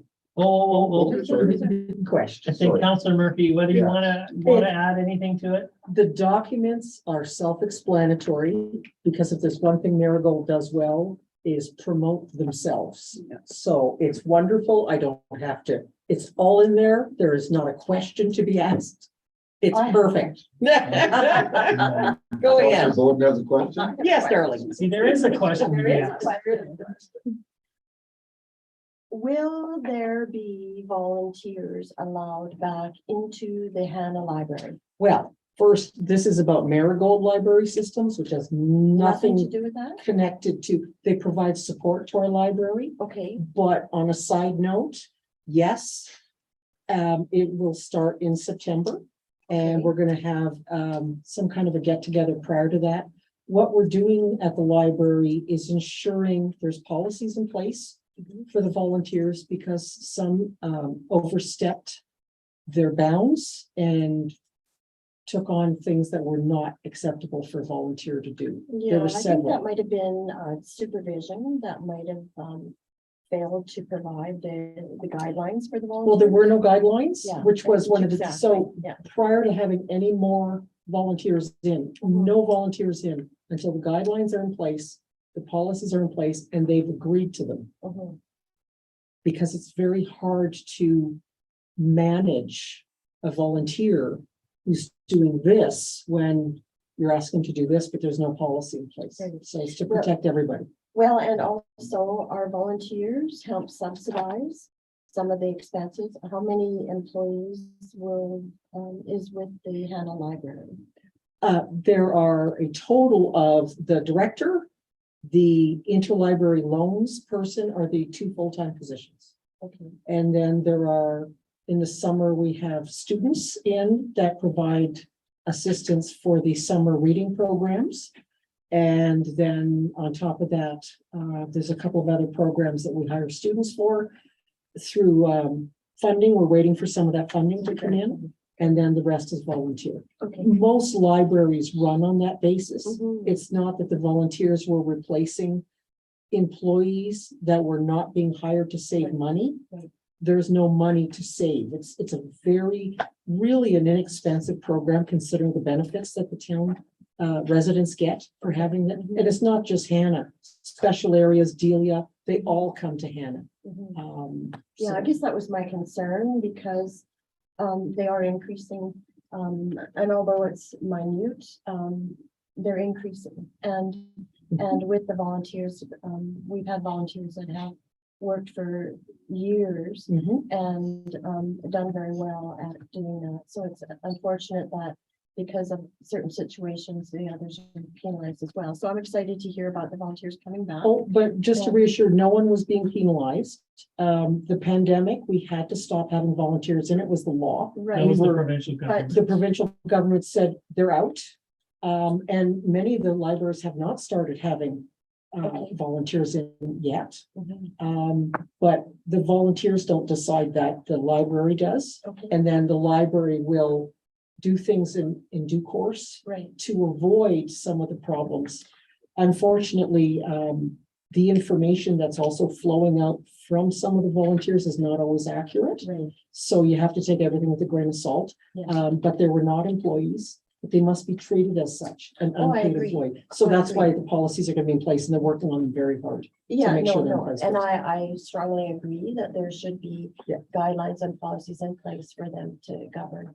I also had a question, we have, I said on the Harvest Sky Economic Development Mhm. Program, we had a meeting this morning, and they're doing wonderful promotion and advertising of things in Hanna. And so I did ask just recently, not at the meeting, about whether or not the Hanna Library could be Promoted. considered through that, because the more exposure that they get, the more people that can be drawn in, the more then it's a benefit to everybody.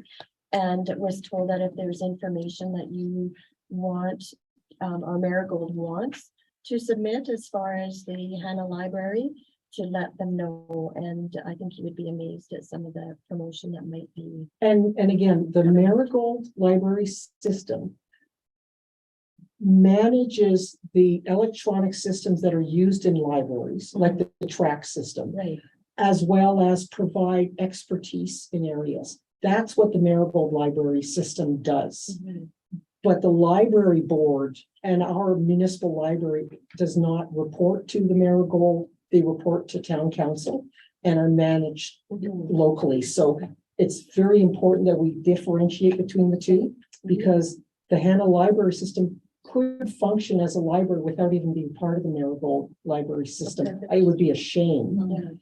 But that's $6 per capita, considering what they get. So in the meantime, they built a brand new building, which they now have just incredibly efficient, the way it's set up. They can now hire more staff in the IT department. And if there's a problem with our IT system here, just pick up the phone and call them and they take care of everything for us. So from that perspective, they're just a wonderful resource to have.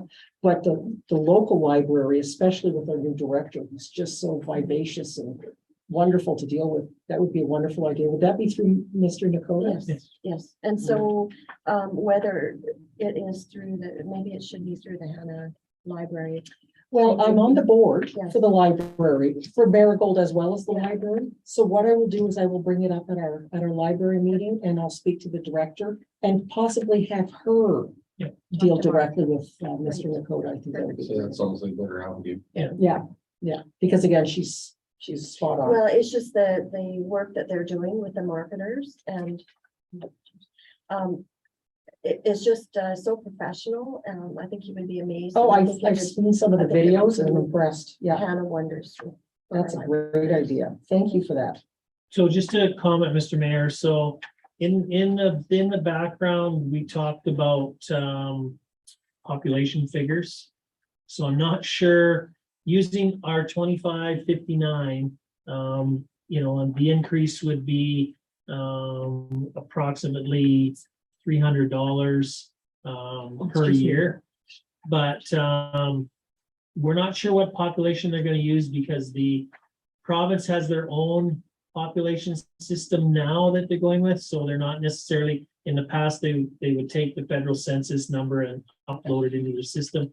But the province is doing it a little bit differently. So we're not sure which population figure they're going to use. If they use the federal census, which our population had decreased according to it to 2394, we will actually be paying less for Marigold services, even though there was an increase in the per capita rate. So Did if they you want use, me to find out, Mr. Neal? well, it's not going to, it won't impact us till 23. So it's That not goes a big fast. deal. It's not a big deal at this point. And again, we're talking a few $100s either way. So Hey, can we get that motion to vote now, please? All in favor? Carried.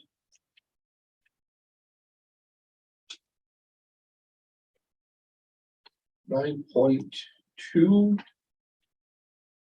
Mayor authorized to sign revised marital agreement, an agreement by between the parties. Compromise the marital library system as amended January 29, 2022. Motion. Council Murphy, here, all in favor? just Carried. is there any comments, questions, I guess, on that? I don't know a ton about it. Basically, there was the changes that were identified in their report as well as in the background. I think are good changes. I trust the Marigold system and the people who looked at it and made these changes. So, and the other part on both Schedule C and the revised agreement. So they cannot change anything, any agreements, any schedules, unless 60% of Marigold's member municipalities are in favor, and they have to include at least 60% of the population. So that hasn't changed in this agreement, but that has to take place. So even though council has approved the Schedule C and the revised agreement, if they don't reach their 60% numbers, they won't change. So that's why they're asking for everyone to submit, and then they'll find out what their numbers are. And I'm assuming for the most part, I would be very surprised if they don't get their approval requirements. So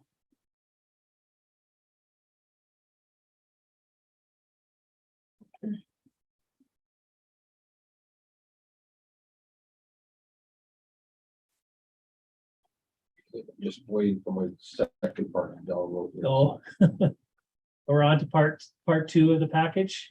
Yes.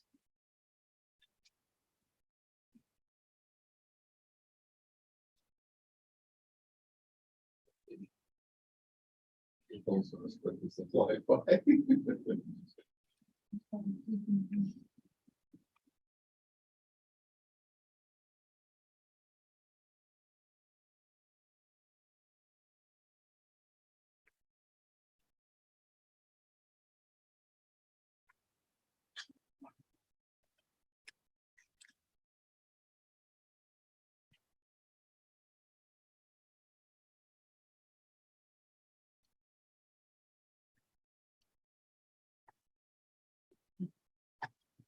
I tried to download it while we were in the other portion, and it just stalled.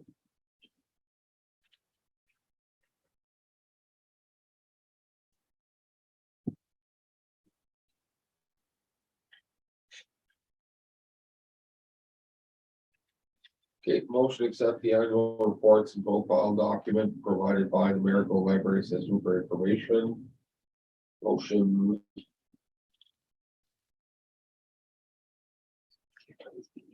Thank you. Counselor Crowe, would you like to make a motion? I'm trying to get in here. Okay, Did we vote on the last one, Mr. you Mayor? did, I believe. Okay. just Double vote check. To make sure, all in favor, 902. 902, carried 903. Council accept the annual report profile documents by the Marigold Library System for information. Motion, I'll give you that, Council sir. Olson. Oh, No, discussion. sorry, Mr. Mayor. Yep, no, no. It was the Marigold meeting, tons of information, so rather than put this in correspondence, I just wanted to bring it to your attention, so they do have, their profile there for April, their annual report, AGM, board meeting highlights, their town of Hanna value of investment and letter and report.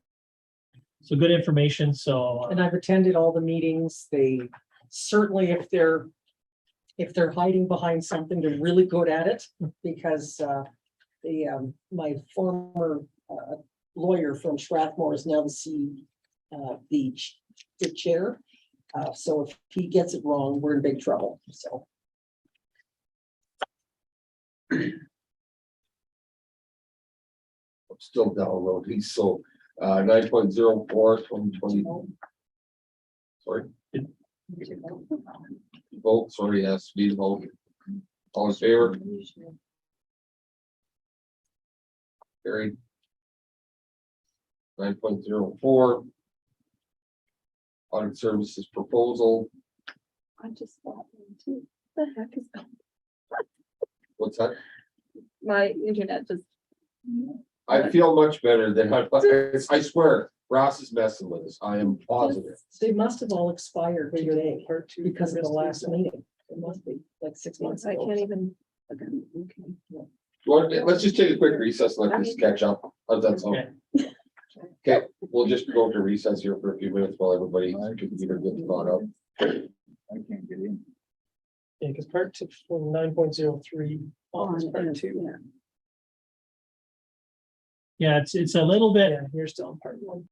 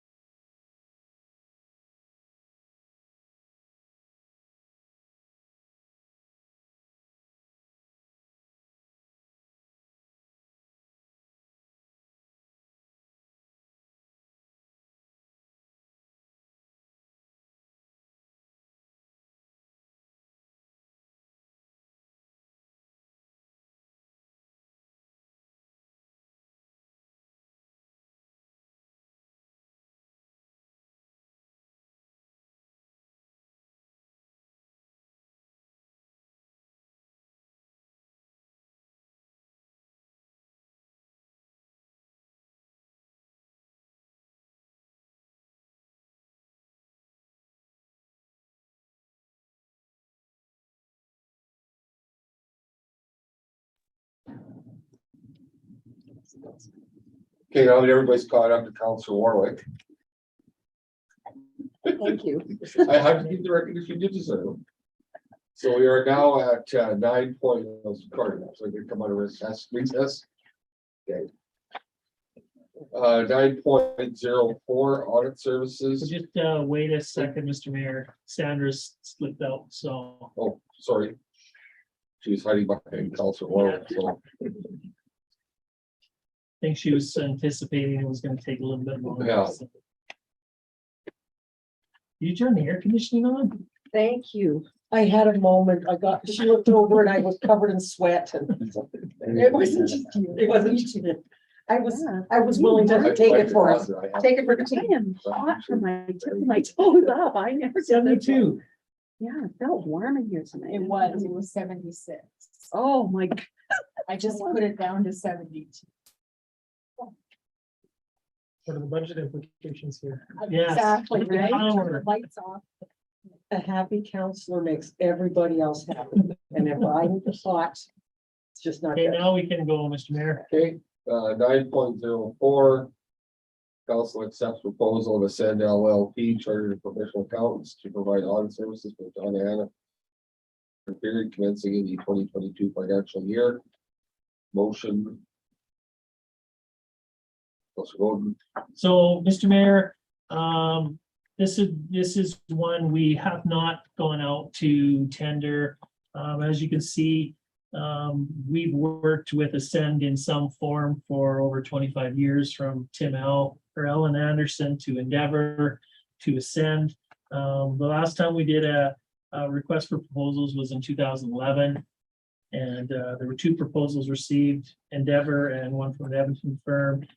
We took the council of the day, took the proposal from Endeavor, and we've been with Endeavor since, well, continue to be with Endeavor every 3 years. We're happy with the service they provide. Feel they do a very good job. They feel comfortable with our staff feels comfortable with them. They are a local business, and I haven't gone out and approached the other accounting firms in town, but none of the accounting firms have approached me in the 9 years that I've been here, wondering when and how they could provide our financial audits. So we're recommending another 3-year agreement with them. Their price is similar to previous years. I think it's gone up a couple $1,000, but it's consistent for the 3 years. And I guess that's all I can say, Mr. Mayor. If there's any questions, we'll do my best to answer them.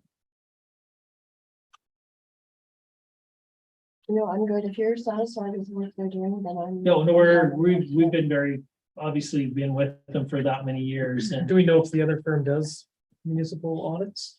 I don't know, Commissioner Olson. I would hope that if our other accounting firms did municipal audits, that they would approach us, but no one has in the last 9 years. I'm not aware. I know Secura does do the Big Country Waste Commission, but I don't know if they do any municipal audits. It's not that I'm aware of, but I don't know for a fact.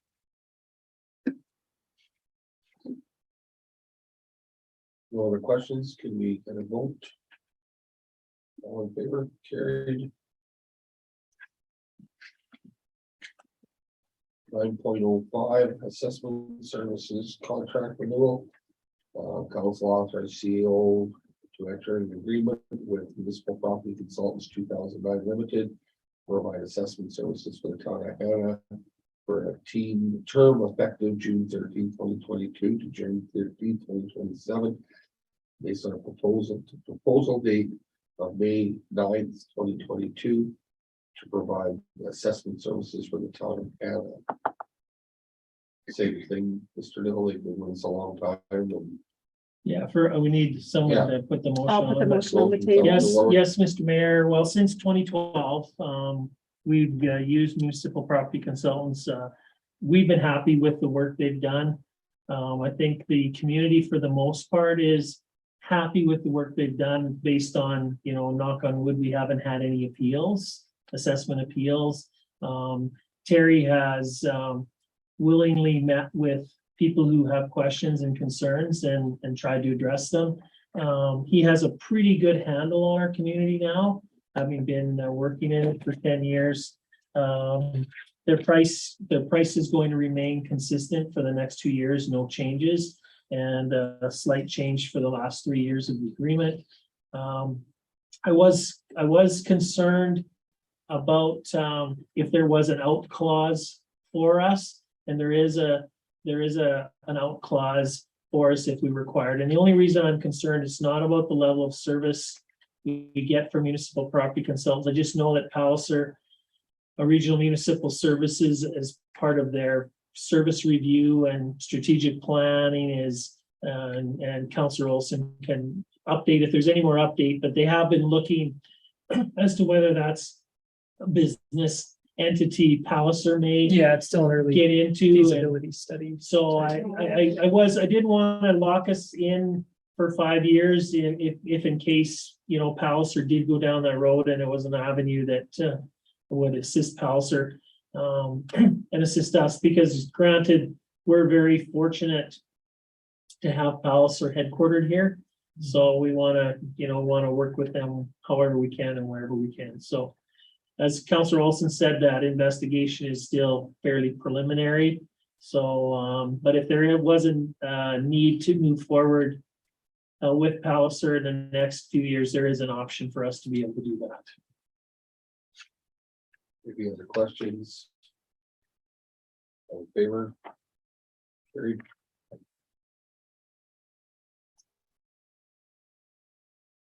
Nine point oh five. Sorry, Six. 9.06.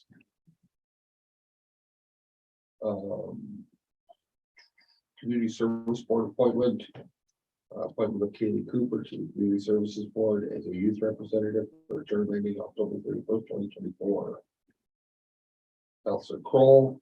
So, Mr. Mayor, just, timing is everything. Well, yeah, I know, sitting at the Community Services Board meetings, when we had our last meeting and Callie came and, Councillor Campion was really, proud. he's proud anyways, but, super proud. Yeah. That his granddaughter was there, that she wanted to put her name forward and step up and, I know if he was here, he'd probably be hitting you because he wanted to make that motion, but, I'm sure he'll be pleased with the results and, just unfortunate that he's not here to see it, so. All in favor? Carried.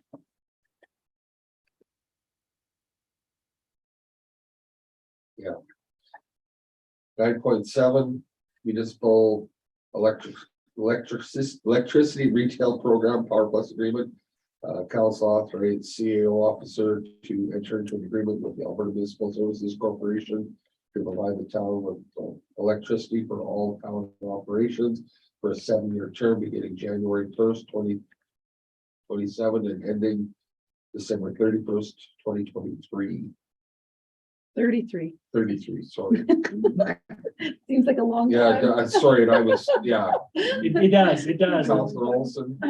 And this one's a challenge Well, I was because gonna say, it's sorry. so far out, it's so far in the future, but, AMSC, which is the arm of Alberta municipalities, has been in this business for a long time. And, they've been working hard on trying to find the best rates, best deals, and they got this Power Plus program, which is a 10-year program scheduled to start in 2024. We just signed a contract, so we're ineligible till 2027. They feel that they will be able to, if they get the support of the municipalities, to have a large aggregation, and they have the ability to go directly to the generators. And they believe that at the end of the day, their program will provide the best retail dollars we can when they look at what they think they can potentially get the power for and what the forecasted rates are for power. So it's a bit of it's a bit of a trust factor, Mr. Mayor, of that AMSC program and how they've been operating, and I do have a lot of faith in their expertise and the value and the time they put into the program. So it seems crazy to be looking at something starting in 2027, but they feel confident that at the end of the day, that program that they will have members sign on to will be the best bang for your retail buck. So Councilor Bowden. So if there is, just devil's advocate, say there is a situation that person wants, or the municipality wants out of it, is that option built into this contract or not? no. That's one of the challenges when they go out with aggregation, they go out to the generator and say, okay, We we have need 45. 400 megawatts of power. So the company will factor that in, will bid. So at the end of the day, they can't go, oh, we're down to 200 or 350. So they're counting on that 400 megawatts. So, Gives them consistent. and it's a trust factor, because at the end of the day, if council approves this, we say we're in, then they go out and they do everything, and they'll come back at the end of the day and say, okay, this is what we signed for. This is what you're in. So we don't get another opportunity to say, oh, I don't like that price. If they don't get a price that they feel is effective and will be a good price, they won't enter into any agreement. But if they do enter into an agreement and we've signed on as one of their members, then we're tied to that agreement. Just want it to make sense. They're a little challenging when you're looking that far out. but- Because we're making the decision. For That, future council. Definitely, yeah. okay, thank you. Any more discussion? Hearing none, all in favor? Oh, Councilor Crowe? No, he's, Oh, He's okay, no. voting. I just. I'm in favor. All right, you had both hands go there. The question, No, that was my. that was my, that's my auctioneer. so I don't know if Councillor Warwick voted or if she's opposed. I didn't vote. Have you called it? I was waiting. I thought there was another question. No. No, I have called. All in favor? Carried. Tax recovery, 9.08. According to the tax recovery process, set up Municipal Government Act, public auction set for Monday, September 12th at 2 p.m. at the town council chambers. The process proceed with the sale of the following properties: lots 13 and 14, block 17, plan 6133 AW, lot 2, block 1, plan 75100722, lot 7, block 1, plan 75011722. And further that the reserve bid properties as set of the 2022 assessed value, and the purchasers shall be required to make a 10% non-refundable deposit at the time of the auction, full payment within 30 days of this auction. Motion. Councilor Olson. So, Mr. Mayor, I'll spend a little time on this one, especially for our new councilors. So this is, we hope it's not an annual auction, but there is a process we have to follow if people are not paying their taxes and are in tax arrears. They're certainly notified many times along the way, both from us and from Alberta Land Titles, that they're in arrears. They need to make arrangements to enter into a payment plan or make their payments done. So when we started this process last year, there was 18 properties that were on our list that were notified were on our list. So the good news is 15 of them have paid their taxes or entered into a payment plan or anything. So we've dealt with those. We do believe that there's probably a very good chance that these 3 properties will go to auction. Basically due to deaths in the family and no family around. And again, the properties that are in question are on the low end, as you can tell by the assessed value of the properties.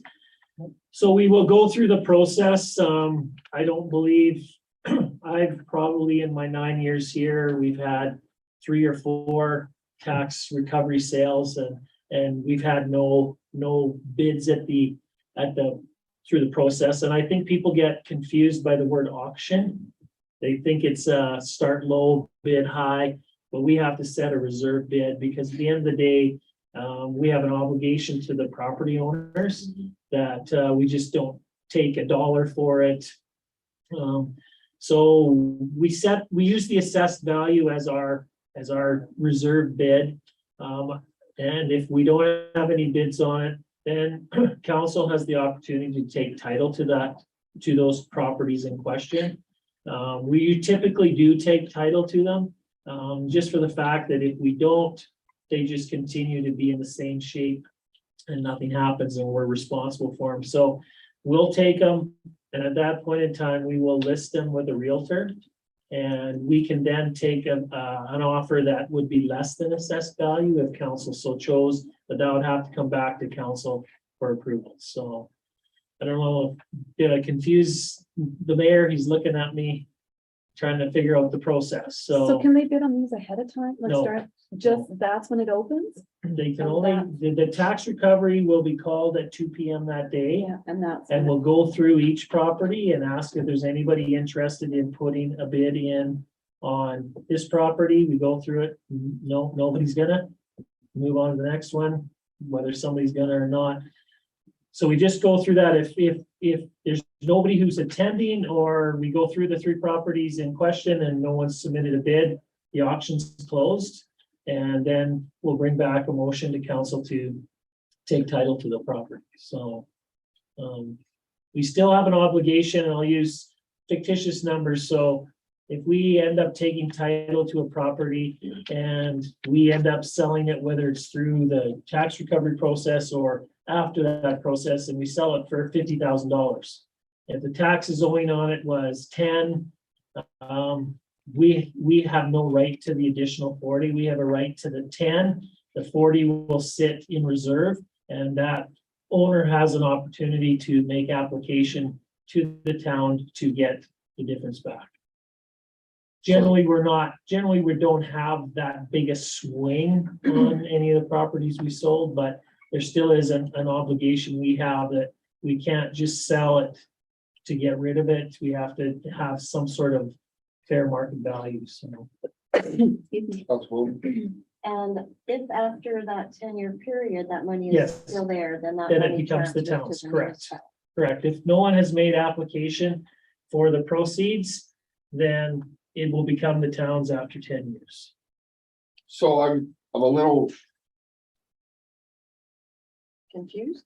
yeah, we use that, confused. But for example, property number 1 out there is assessed at $41,290. So if we were to get a bid that day of 30,000, I don't understand why we wouldn't accept that bid, pay the debt off, put the 20,000 back into, as you say, reserves, instead of sitting on that property and trying to market it. So I guess the best answer I can give you, Mr. Mayor, is that we have an obligation to get fair market value. So other Fair than going market out, value is what somebody offers. well, but unless you go out and that owner could challenge us if we sold it for less than fair market value. Because we have an obligation to, even though they're in default and everything, we still have an obligation to do that. So we use, for lack of a better word, we use the assessed value rather than bringing appraisers out to appraise it and give it that value. We've used assessed values.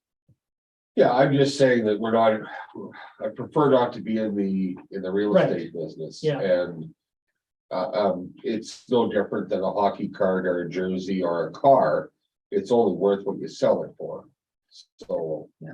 But is that the best price? That'll always be the question. Will that be the best price because one person at one opportunity gave you that amount versus having it on the open market and taking bids for it? But I mean, ultimately, when we have that auction, it is on the open market. It is, but it's got some strings attached to it. Okay, Councilor Olsen? It's a comparison, I mean, an auction for your jersey, there's no municipal act governing what you're supposed to sell it for, is the one big difference. Also, how many bids have ever happened at these auctions historically? In my time, we haven't had any. And partly it's because they don't have opportunity to go in and check the property out. Because we don't have title to it, so we can't have a showing, people can't go in and look at it, it's, Site you see what you see Site outside, unseen. and you make that judgment call. No, and that's fine, I wish, yes, Councilor. Well, I had my real estate's license and I can tell you that this part has always driven me a little bit crazy, even though I wasn't on council, because the assessed value, first of all, I find it hard to believe that that assessor went to that property when they haven't paid their taxes in at least 3, 4, 5 years. So where did the 2022 assessed value come from? A guesstimate? Because if the person passed away, number one, it could be empty. Now Mother Nature is taking over. We don't know if utilities are hooked up. So that's why the assessed value, that's for a person who hires a realtor. It's clean, it's ready to go. But that's not the value of the property that the person died in, or it's been empty for 2 years, they've abandoned it. And so by keeping it at assessed value, our obligation is absolutely to make sure it's fair market value, but fair market value could be photographs if possible, a little bit of details. If not, you can't use assessed value. You cannot. But as I understand it, that is for that particular auction, we could list it, That's the. We can list it afterwards. and then 3 days And then later, it's accept open. $3,000 Yeah. for it. Once we're allowed in. Once it's our property. I'm okay with that And now. people can come in and see it and they can visualize it, they can get in, they can do whatever exploratory things they want. It's a little bit like, I know, have friends in the States who go to a tax recovery auction and they can't go in and see it. And I was down in Arizona recently and my friend's dad was going to an auction. He had to go, I think, to bid in that one, he had to go had to have a $10,000 cashier's check to be able to go into the auction. And then he couldn't go in and couldn't see it, it was a value call. So I understand where you're coming from, that our assessed values on these properties were probably, whether they're accurate or not, but because somebody can't go in and look at them, if they just want the land or they want something, different story, but our assessor looks at what is happening for sales of those similar type properties and what they're going for, and he uses that as his assessed value. But I would be very surprised, council, if with these rates that we would have anybody bid at those rates, seeing them sight unseen. So the intention then would be perhaps to hopefully encourage the debtor to pay their debt. Obviously, that's Because obviously that's 15 number of the one. 18 were paid, but were publicly shamed a little bit in the meantime, and it worked. Well, I don't even know if they were publicly, well, to a degree, if somebody wants to come in and look at the tax recovery listing that we post in the office. And again, we just post the legal, not the civic. So then if somebody really wants to do their homework, they have to do Allison their read homework that. to find those out, so. Yeah. So, yeah, like, I'm not saying the system's perfect. I think Mr. Moore's trying to get my attention. I can't speak. I mean, Well, if council permits you, you can speak. Mr. Moore, would you like to speak? I've been attending the sales and you are very lucky that taxpayers even come out to it because there's never been a sale. The assessed value is always more than anybody that's at that sale. I witnessed the Would be last willing one to pay. and you sit there and it's a waste of time, really. I realize what you got to go through and Sandy's right. I mean, they've been let go, right? And I mean, take the bottom one there, what is it? What's over $2,500. on the 29th? Well, the guy, I mean, Yeah, no, I'm not, there's never been one sale, I No. don't think. Hannah- So hypothetically speaking, if Mr. Moore owned the third one, I could go to Mr. Moore and I could give him $5,000 and agree to pay off the balance of the taxes. Yeah, whatever deals or arrangements are made, That's- Yeah, and someone can come to the town office at 1:59 PM on that day and pay what the percentage of tax that they need to pay to get off the arrears list. The wording's wrong, I think. The auction is a totally wrong word. I've been It's saying wrong that. word. I don't know what she's Putting called, but a it's not. tender, well, and actually, I know Yes, in small municipalities, it's more of a hindrance than a plus, I mean. The other thing in the advertising, excuse me, just is what they put, like the lots instead of the actual address. And I know over the years, I've heard lots of people comment on that, if they could just have the address. So. See, and we've chosen not to, because then that, as Councilor Murphy said, that's publicly shaming. you can find. You can it. find that, you can go to Western Financial or go to registries and say, I want to find that out. Palliser's, Palliser's GIS web map. GIS website. Well, the town's always been good that way. You walk in and you'll give a guy this, so if they're interested. Yeah, we just don't want to publicly That's put it out there, because then that's, and the tough part about this whole tax recovery side is when somebody's living in it. These ones are all vacant, so, it's not a big deal for us, but it's really difficult when somebody's living in them and they're losing them to tax recovery, so. But yeah, you can make any deal up to 2 PM that day, and we're actually happy. We don't want to be doing this, so. Though there would be no way to know who the owner is, because that's not information that will be given out. Unless you're a realtor. But people in town, locals know locals and know who owns things, and if they're motivated, and they can get things done, so. Okay. Any other questions? Oh, I did have another question. Okay. Sorry, one quick question. If the owner of the property has passed on and there's $20,000 left after the sale and it goes into the pot, do we just ask, are you related to them? Or how do they come up They and have say? to, they have "I to, will they tell have to, they have to make an application. But they have to prove that they Yes. have the right to that. They have to prove that they're a member of the estate or Okay. anything like that, so. Right. Okay. Thank you. Thank you. Vote on the motion, please. In favor? In favor? Is that yes, Councilor? Okay, carried. 9.09, Mr. Hill. If you want to read the motion, Mr. Mayor. It's on your paper, Yeah. sorry.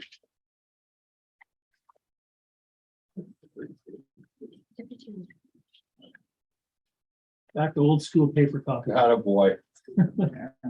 Counselor. Brass would be happy. Counselor Brass would be Kemp would be happy with you, yeah. Recommended motion that as council procedure bylaw 15-2/2021 provides counselor to serve as an 8-month term as deputy mayor for the town of Hanna, and the organizational council meeting, Counselor Campion was appointed to serve as deputy mayor for the term of July 1st, February 28th, 2023, and Counselor Campion has passed away as of June 11th, 2020.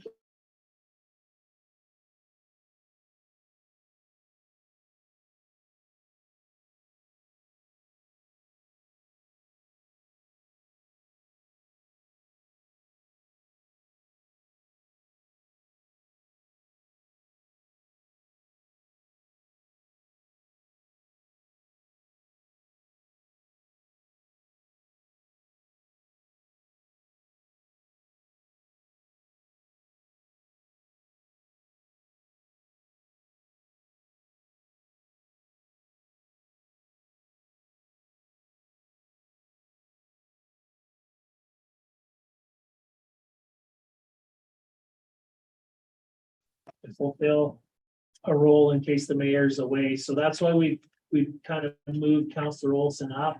Our intention would be then to, once Counselor Olson has served his term, then we would follow, we go Counselor Crowell, Counselor Murphy, Counselor Warwick, and then probably the new incumbent, whoever that would be, would take the last 8 months. So, but we would make that adjust appointment at the organizational meeting, so.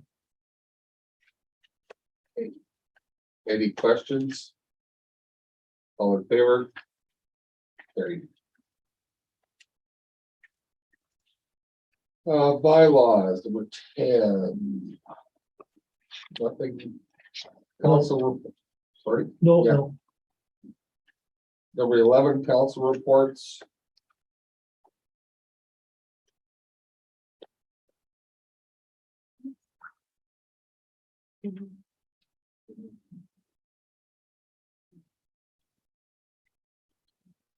For information, Yeah, I've got nothing else to add. anyone else? Motion to council, accept council reports for information. you guys are quiet. Oh, yeah. Very Motion, inclusive reports. Councilor Murphy, all in favor? Well, I wonder if we should maybe wait for Councilor Marwood. Did you guys have something you wanted to discuss about? Well, that Japanese? Japan, twinning, Okay, we'll just hold on then. yeah, I'm sure she'll have some. Okay.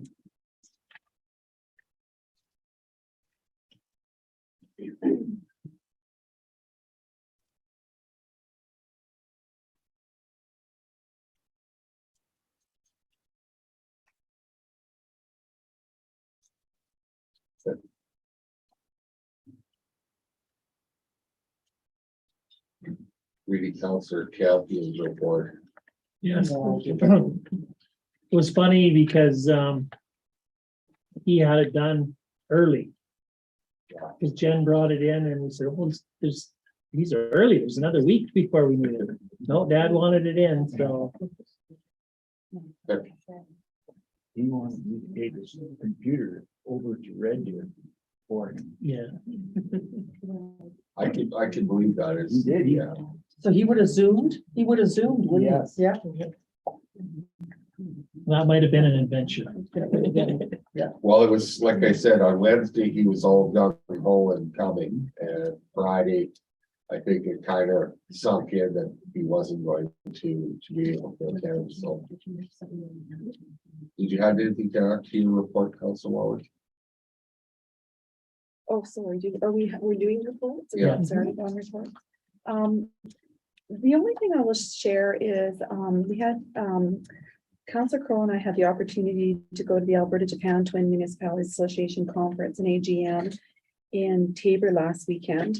And it was, I think like Fred kind of mentioned in his report, it was a little bit of an eye opener of understanding about the relationship with the Japanese in our part of the world and the connection we have with these twin municipalities. They had the Consul General of Japan from Calgary there. He spoke in great depth about the connection between the Japanese people and Canada. And then they also had David Tanaka also. He gave a whole bunch of history, Japanese or Japan history. He talked about sort of the isolation that Japan had went into for 250 years. And then he talked about in 1877, was the first time Japanese immigrated to Canada. And then in 1907 to 1970, when the Japanese men and women came to Raymond to work on those sugar beet fields down there. He talked also about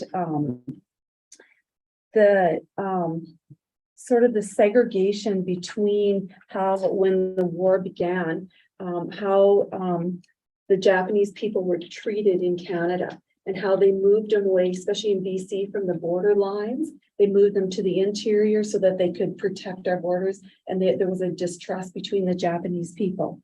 I'm not going to go into all of it. It's pretty comprehensive. And it was an eye opener to me too, and I didn't understand it all. He spent well over an hour speaking about it. He told us there was a book we should read that would, kind of engage us into all the connections and what has gone on in history over time.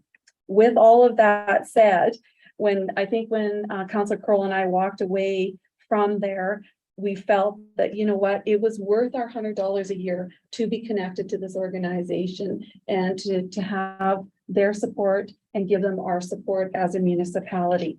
When I went through the list of the Alberta, Japan twinned municipalities, I mean, Banff was kind of the first one that twinned up with Obama in 1976, Hanna with Waukee in 1993, but there's several communities within Alberta over the years that have twinned with a sister city in Japan. All of them look very, very different in their support and what goes on. Lots of their delegates have been to their sister cities like 20 times. They visited back and forth. They've had lots of support and dollars put into the communities from the Japanese communities that they are twinned with. What else was I gonna say? Saying all of that, there is a little bit of a struggle there because the president of this organization has been the president for 12 years and he wanted to step out. Now, there was somebody else that finally stepped in, but they're trying to really garner support from their membership to step in and take these positions and have this organization continue on being what it is today. Also, the other thing that we noted there is that they have all the flags from all the communities that are partnered there. But we said Hanna needs a new flag, needs a probably new flag because we have the old Hanna with the drive. Yeah. Anyhow, I guess I'll just leave it at that. Other than to say, I guess we'll engage in the next meeting and just see what happens from there. I mean, this was a huge learning curve for me, understanding, you know, our partnership with this organization and like I guess Mr. Neal said at our last meeting too, we do not have to have we don't have to be involved in this organization to have our connection with Waukee. But I think this being involved in this organization is definitely an enhancement for our community as well.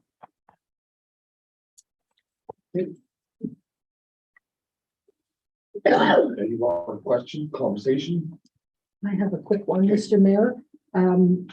Gerald Yep. approached me at the Ukrainian dinner for the seniors and asked me about having a blood donor mobile clinic here because it's blood donation month. So I contacted Canadian Blood Services and they said no, which was awesome because they really want our blood. We'd all have to drive 75 kilometers to Drumheller on August 30th. That is the only day. And I'm very disappointed, but that's the best I could do. So I promised him I'd look into it and I just. So We've looked at it numerous times, even before being on council, we looked at it. And yeah, it's just a no. It's a no. There's no interest whatsoever. And I offered to sponsor it as a business. Yeah. And still it was a big no. It was a no. I had that question asked Okay, as well. Councilor Bowden, yes? I'm sorry. I had that question asked as well by him, and I did notice on Facebook that the clinic is promoting donate blood. So I did ask if there was going to be a blood drive here, and that's somebody else that also told me that they won't come out because it's too far for them and it's too much trouble for them to come to our community. And I think that's garbage. Yeah. And to say another word, but you know, they want our blood, but they don't find that we're important enough to come out this way. Exactly, and I think that's disgusting for AHS to not support rural Alberta. Well, the Canadian Blood Services is separate from Alberta Health Services. But I think AHS doesn't come out this way either. No, but to be fair to Yeah. AHS, this is All of them. specifically, but I actually contacted them directly and it was absolutely no. I said 75 kilometers. People are not going to drive that far. Well, then you should arrange for a bus, she says. Well, maybe they should arrange for a bus to bring their people out, so it's tit for I was tat. really Did you shocked. break that, Councilor Warwick? What are you saying? I didn't say anything. I just heard a call. Quality chair, that's all. Yeah. Councilor Rourke, you had a question or? did I that? don't, I just wanted to, I haven't finished. I have a citizen's concern that I wanted to bring, and they asked me to bring this to this meeting. In regards to the property reclamation that happened in and around Hanna over the last several months. 206 Fox Lake Trail. There are some great concerns about the citizen living within that area. Why it has not been left in the same shape as all the other demolished properties that were done at the same time. Which meant that, you know, the other properties were smoothed out, grassed area. I have pictures of it. I did go and take a look of it, and it doesn't compare. It actually does not compare to the other areas that, in comparison to the other areas that were demolished within the same proximity of time. There is left some scattering, some bushes and stuff all over. It's got some dips and divots in it. There hasn't been grass planted there. And so they're wondering why, and if that can be redeemed to the same shape that the other properties are in town. And they named the other properties off, and I did go and look at them. One, the grass has been planted quite nicely, although right now the weeds are coming in full force, but unfortunately that is not in the same shape as the others. I had 3 calls this week and 2 visits from 2 separate individuals that asked me to address this. I said they could come and address it or phone the town office and talk to our CO. That was not their preference. So it is in regard to the poop fairy. I quoted what they said. They said it's pretty pathetic that we hear more about dog feces than the more important stuff around Hanna. This brings great concern to me as a citizen of Hanna that I'm reading more about dog poop than I'm reading about other things that should take precedent. The other individual said citizens are being rewarded with public dollars for something that is their responsibility. We want to know exactly how much has been spent on this and why, they said, HE double hockey sticks, are we wasting taxpayers' dollars on this? And they said we are requesting information and some feedback on this and exactly why this is taking place. So I will start. I was gonna say. You know, we've had this discussion, I think at the I last know. council meeting, we had the same discussion. We have numerous citizens who will call us who are concerned about the amount of dog waste that isn't picked up. And so we took it upon ourselves this year, working with some local residents who are concerned about that, to create a education campaign. And like it if you like it or don't like it. We had this discussion last time. Yes. We've been using this method to communicate that you should be cleaning up after yourself, after your dog. And I think it's my personal opinion. I think the campaign's been good. It's been different, and I think because it's been different, it's caught people's attention. Which is what it was designed to do. Which was what it's designed to do. I talked to my daughter who works in the Edmonton Humane Society, and they think that, you know, obviously they're animal lovers in that organization. They think that that's a great campaign. They're showing it to each other. They're sharing it. They think it's awesome. So we did put a focus on it. There's no doubt we put a focus on it because we were getting tired of people who were being irresponsible pet owners. As far as costs, the costs of the program have been virtually nothing. We obviously have spent time, staff time, putting the campaign together and putting it on our website and putting it on the internet. The little trinkets that we're giving out are, I think we spent $75 at our local businesses to get gift cards of $5 to hand out to people who are participating in the program, who are picking up and being good students. So I don't, you know, that's all I can answer. I guess as far as their question as we should be promoting other things, I guess my question would be what aren't we promoting that they think we should be promoting? And we can't promote it if we don't know what they want us to promote, but, I don't know if there's anything else you want to add, Lori, that's The kind of, campaign is set to run till the end of the month, but we can certainly suspend it and No, No, disregard the. because of Rest one of them. person. we, like I said, it's caught the attention of people. Some have liked it, some have a dislike to it, but, It was our- If you'd like a corporate sponsor for it, I can find one. it was our attempt to try and educate people Get on that their much attention to bring responsibilities. in. I don't know if I answered the question. That's Councilor perfect. Warwick? They can listen. They said they'll listen to it. Okay. So that's what And I I asked do me to bring it encourage them if forward. they- So that's If what I they do have further Yeah. questions on it, I'm more than willing to talk to them, so. Thank you, Mr. Neal, for that. I know it came up at the last meeting too. Yeah. But now I'm getting the calls. Brass got the calls Yeah. the previous time and now, yeah, and so you know what, that's. And as far, and just to back up, Councilor Warwick, to your comment about 206 Fox Lake Trail, that is on our list. Thank We you. know we need to do some work there. There was some stuff that was left there. Right, wrong, or otherwise, that was I think the first one they started and the first one they did, and we probably haven't been as diligent in there as we should be, so we will try to clean that up as best we can. It's not gonna be perfect, even the ones that we have cleaned up, as you said, some, the grass did catch, some it's more weeds than grass, and we know even on the old Seymour property, we gotta go back and put some more fill in, and so. Thank you. Okay. Appreciate that. Vote for accepting the council reports for information. Here. Correspondence, The only thing, Mr. Mayor, I out of all of that huge list, yeah, just wanted to bring attention to, not necessarily to the National Police Federation, support the call to action. I don't know as a council if we've taken a firm position on the provincial police force or the RCMP, one way or the other. We've never voted on it one way or the other. But they're asking if we want to support their call to action.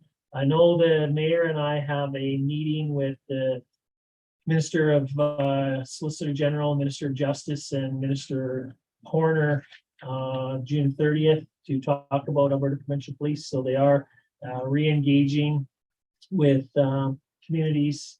And I did read something. They're focusing on smaller to mid-sized communities that they're reaching out to, wanting to have conversations with. So I believe we're on the same. We're with the town of Stettler, so it's a couple from the town of Stettler, the mayor and I, and both Nate and Minister Chandro. And I don't, to talk about provincial police force. I don't know if they're there. I don't know if their role. I believe their role is to find out what our thoughts around the provincial police force are, or the RCMP. I don't believe it's to call us to tell us that, try and convince us one way or the other. It might be, but I thought I would put it on our agenda on the 29th. If we wanted to talk a little bit more, just to give the mayor a little bit better perspective on where people sit around that whole issue. So I know there's a number of variables one way or the other, and it's a tough one because you look at the RCMP stuff and it's coming from their union, and you look at the provincial police stuff and it's coming from the province, who have a vested interest in promoting the way they'd like it to go. So it's a tough one to figure out what's right and what's wrong and which way to go. So each partner will have an answer for each other's questions. And I think a lot of you did attend the sessions here, and I don't know if it gave you any clarity around the issue, but I would say my sense around the issue when the stuff I read, and it tends to be right now, I would say there tends to be more support municipally for the RCMP than the provincial police force. I know Alberta Municipalities has advocated that, RMA has advocated that, and my gut tells me that that's probably where most municipalities are sitting, but not necessarily all of them, so. I know that, from my own opinion, as far as the government and what they've done with the coal, the coal companies and the coal powers, generation plants, rather than ruin, something that's been around for a while, to improve and make what we already have better than trying to recreate the wheel.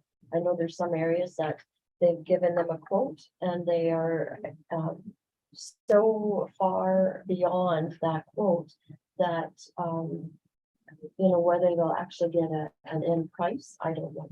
I don't have a whole lot of confidence in the values that they've been giving, and I just soon see what we have repaired and put the money into the judicial system. That seems to be more of the issue versus the RC. Okay, yeah, so I just wanted to bring attention to that and the fact that we do have a meeting with the After minister. 42 emails. Yeah, Thank you, yeah. but other than that, unless there's if there's any questions on any of the correspondence, I'll do my best to answer them.